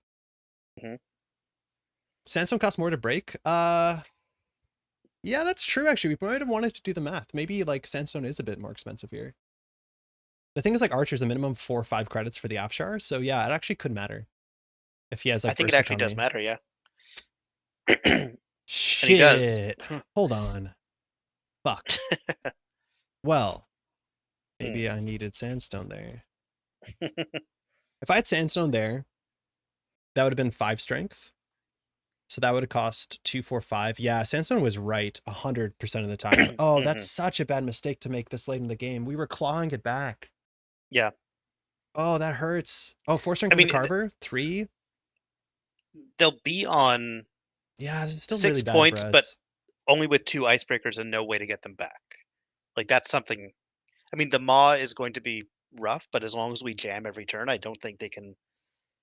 Because this is like a rainbow server at this point, Yeah. all Rohit, of which have end the runs. we have 2 Afshars, so we do have 3 Costco gates. Hmm. Oh my god, it's credit perfect. If we just went for the Sandstone. Oh, we gained 2 credits. Oh, that hurts so bad. Because now he can just send it through Archer and see 3 cards with the twinning. We definitely lose. Hmm. Yeah, we needed the Sandstone. Sandstone, more like Sadstone. Yeah, that's on me. We definitely could have had that. Well, if he trashes, like it's still pretty impactful. We need to get another ice here. I don't think he's going to trash his echelon. Maybe he does. I think the cleaver is trashable because Zahya is still out there. Yeah. Benhar's still out there.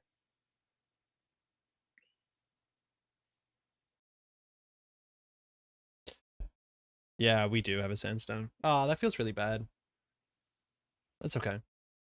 Trash the echelon. Wait a second. Okay, so Res Spin Doctor. mhm, Okay, that means we just need to get any ice in front of R&D. yes.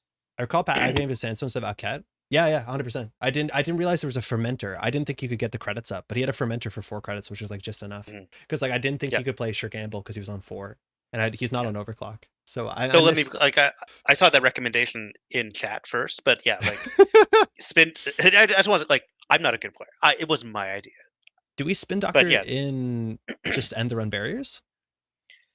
border controls. Yeah. How many credits they had with Fetch from a Virus Purge Fermenter had worked? Probably not. I don't know. No, but then we have to get the virus back in. We might as well get the Sandstone back in. Hmm. Yeah, we just need to get end the runs on R&D because that's how we lose. This remote server is totally safe now. It's R&D's our soft server. Hmm. We'll draw. Yep. Nope. Okay. So we have the last spin doctor in hand, so we can't really extract anything. So we start with the spin doctor. Yeah. Install res spin doctor. See what happens. Huh. That means all the agendas are in R&D. That's really bad. Well, but if that's the case, then maybe we extract something to put something onto Do we have a R&D. 2-coster we can extract? Oh my god, we have no 2-coster. All we need is a 2-coster to extract to get an ice in front of R&D. Because like, Mm-hmm. oh my god, you can extract Afshar. Oh wait, but we have no 2-cost ice. Yeah. Yeah, this Afshar we can extract. This Afshar is fine. Ugh, I don't think you have ice walls left. No, but we can get back in with spin doctor. So do we draw once? I think we do draw once. Because the chance that we draw into and end the run is also fine. Do we shuffle ice wall horde him back in? Oh, ice wall sandstone back in and then just draw once? I like it. Might have to be the archer for sandstone, but at that point, like, we'd lose the remote server. Like, we need to keep the archers because he has no more echelons. Yeah, I think shuffling in 2 ice, then draw 1. It's so cursed. Mm-hmm. So we can get a 0-coster, we can get a 0-coster, a 2-coster. There's no 2-cost barriers we're playing. We could, in theory, get a sandstone by trashing archer, but this archer is keeping R&D safe. This archer is keeping the remote server safe. Yeah, I think Yeah, we'll do if we can double up on R&D, then the archer exactly. Yeah, bulletproof. is everything. So I'll do Ice Wall so that we can hit a 2-coster. And then I guess we'll do Whoredom because it's Whoredom. Oh no, it's broken for 1 with Ice Carver. I guess we'll do Sandstone. Yeah, sandstone. Ugh. That fucking sucks. Yeah, but if he doesn't win on R&D, it's sick. I guess so. Because then we get a barrier on R&D. Like we have to survive this turn. Which we won't, because he's going to see 3 cards in R&D. Yeah, he's going to see 3 cards in R&D. There's no way we win. The deck sells the Eminent, Demesne, and Azef and SDS and Above the Law. Deck has only 10 agendas, which is not that bad. Oh, and a Slash and Burn's still in the deck. Yeah, this is just it. If he wins on this run, oh man, we punted it. Oh, fire all, take 4 damage. See, only 2 actually. Oh, well, he should boost. He should boost. He should boost. Yep. Yeah. He's seeing 3 cards. There we go. Ah, good game. Well fought. We could have had that. Yeah, that was a fight. That was like we did not think we had a chance, yeah. and then we managed to do so many fun tricks. To 103 runner credits to 39. That's really good. Yeah, yeah, yeah. Sandstone we would have won for sure. Yeah, we had to spin back in the Sandstone and grab that. I missed you had Fermenter, so didn't realize you could recontest. That whole turn was just an ice on R&D. We got nothing. Oh, the Peregrine Drake. Hey. Hell yeah, finally got to tune into Metropole Grid Live. Playing barely a month and I'm already addicted to the grid. Thanks for the great work. Oh, cheers. Cool. Thank you. Welcome to stream. Welcome to the game. I think it's very obvious once you start playing this game how fantastic it is. Yeah. By the Peregrine, is that like a Magic the Gathering creature? That sounds really familiar to me. And if so, have we converted you away from Magic the Gathering? That's what's important. If you Sandstone, I start hammering R&D and pulling 6 off Fermenter the next turn. I don't think Tron can break Archer, though. Peregrine Drake, are you on GLC? Green level clearance, by the way? I think we extracted the Archer. We could have maybe FA'd the rest of the points. Extract the server 1 Archer? Oh, if we scored the thing. Again. Oh, we do powers that be.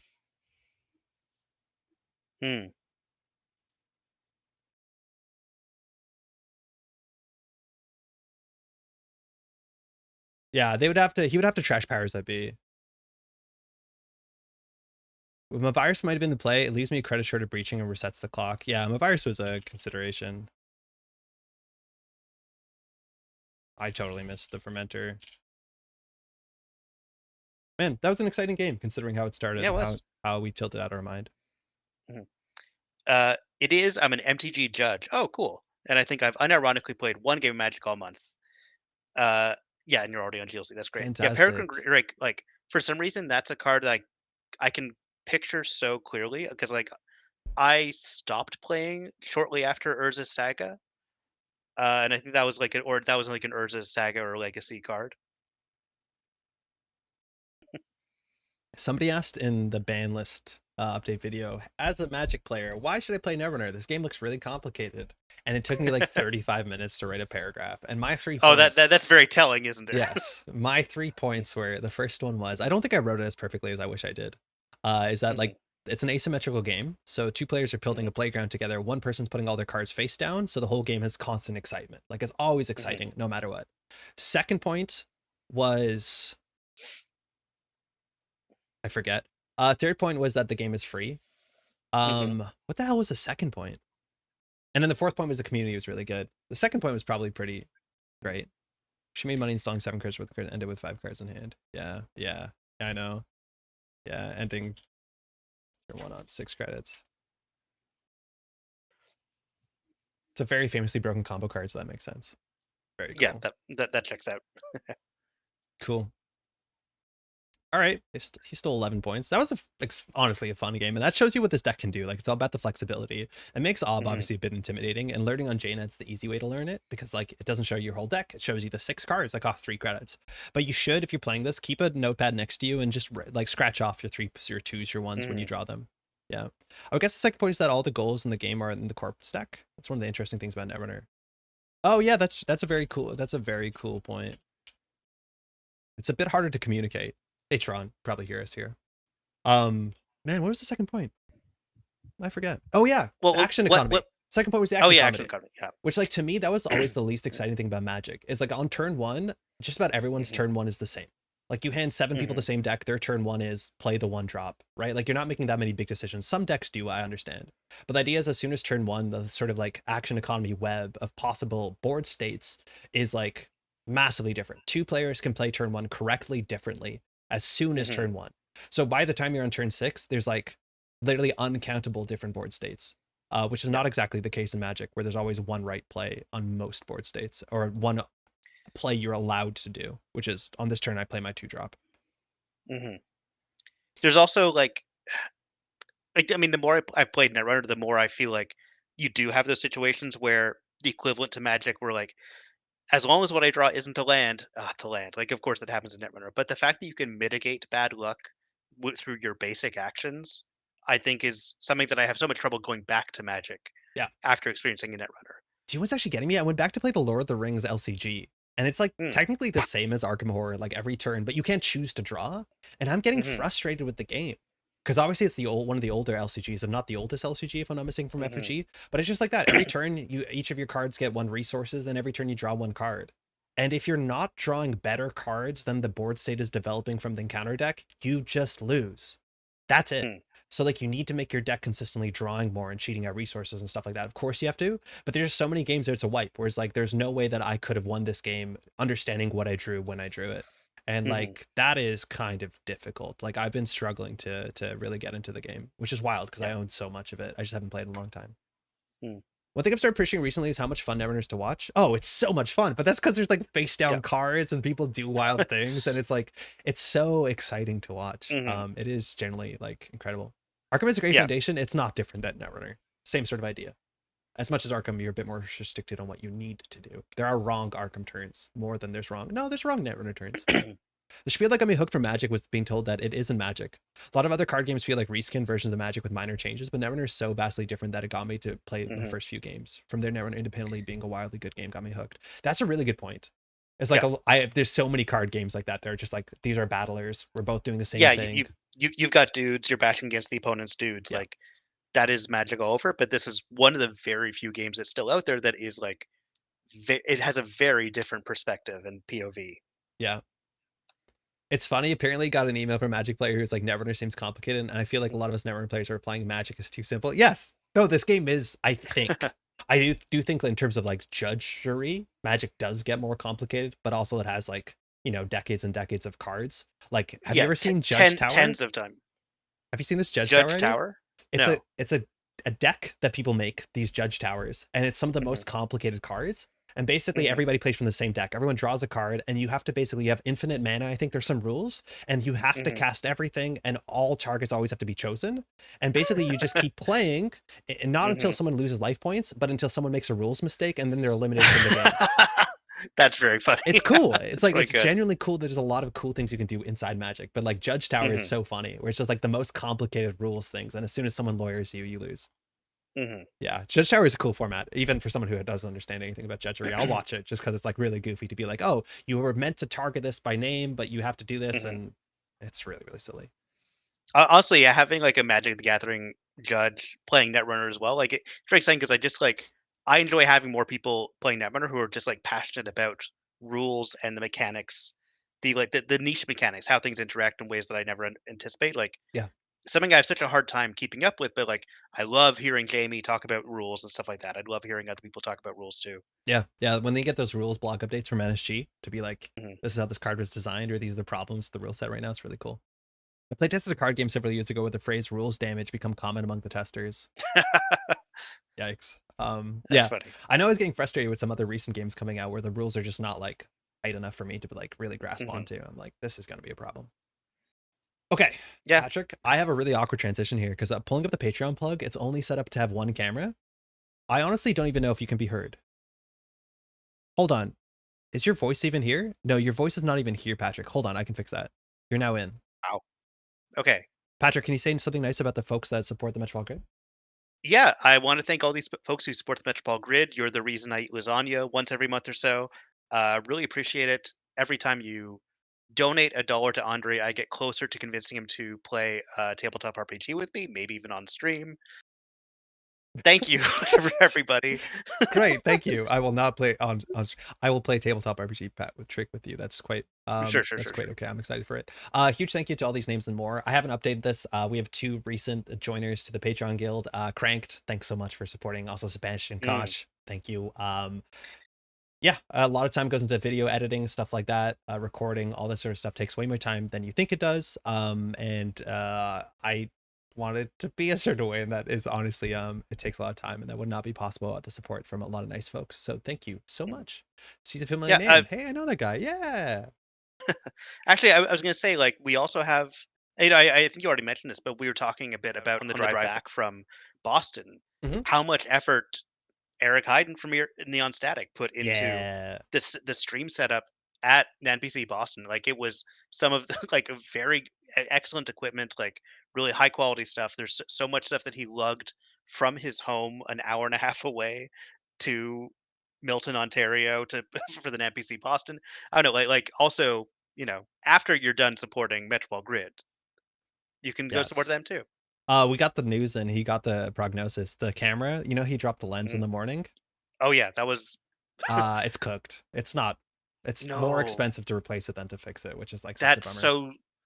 It's oh That's the man. worst. Yeah, it is what it is. Yep. Anyways, we'll be back on Tuesday. I've been a bit under the weather, so I don't have a lot recorded. That being said, Mhm. I'm gonna catch up and do a bunch of we're gonna be flying through the alphabet series now the meta's a bit stabled, which is great. Was there supposed to be news today? No, not really. 8-pack Continentals is coming up in 2 weeks. OTG is really soon. I think it is this weekend. That should be streamed, if I'm not mistaken, on Orb's channel. I'm pretty sure. I'll link that into the description once I have confirmation. But if that is this weekend, I'm pretty sure that's this weekend. Let me double check. NPC.games. That, mind you, is OTG, which is an NPC event. Orbs has been running for 7 years now. Event at the Game Center in Minnesota, where Netrunner was born, FFG's Android Netrunner. And so the Twin Cities is June 8th, June 9th. So that is this weekend. That's very, very soon.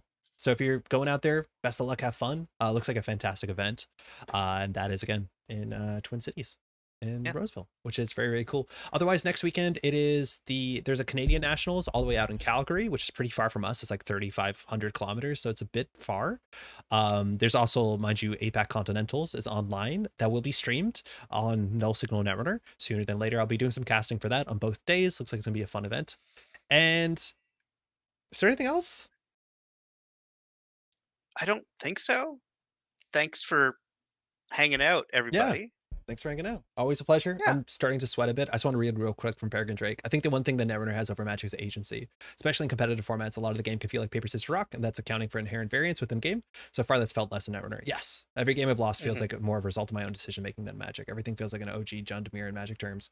Don't know what that means, but yes, you definitely have way more agency in this card game than most others, which has honestly been a problem for other card games once you get Yeah, into Magic. and I think agency is a great word for it as well. Like Yeah, Magic, sometimes you feel like the deck plays you. Like yeah, that's yeah. people like the I hear deck you. plays you versus Netrunner, where that you play the deck and so on. Anyway, Cool. thanks a lot With for that hanging note, out. thanks for hanging out. If you want to take a second to like the video, if you're watching the VOD, you're watching live, really appreciate that. If you want to subscribe to the channel, follow on Twitch, that helps too. And we'll be back in just a week. Again, Tuesday, we'll be coming back with, I believe, Not Yet. He's going to be joining us from the UK to talk about the UK scene and just hang out and play some Netrunner. It's not going to be like a news stream. It's just we're going to have a guest who's going to be plugging something, but we're still going to be playing Netrunner and doing something like that. So that'll be that. Take care, y'all. Cool. Ciao. Bye, everybody.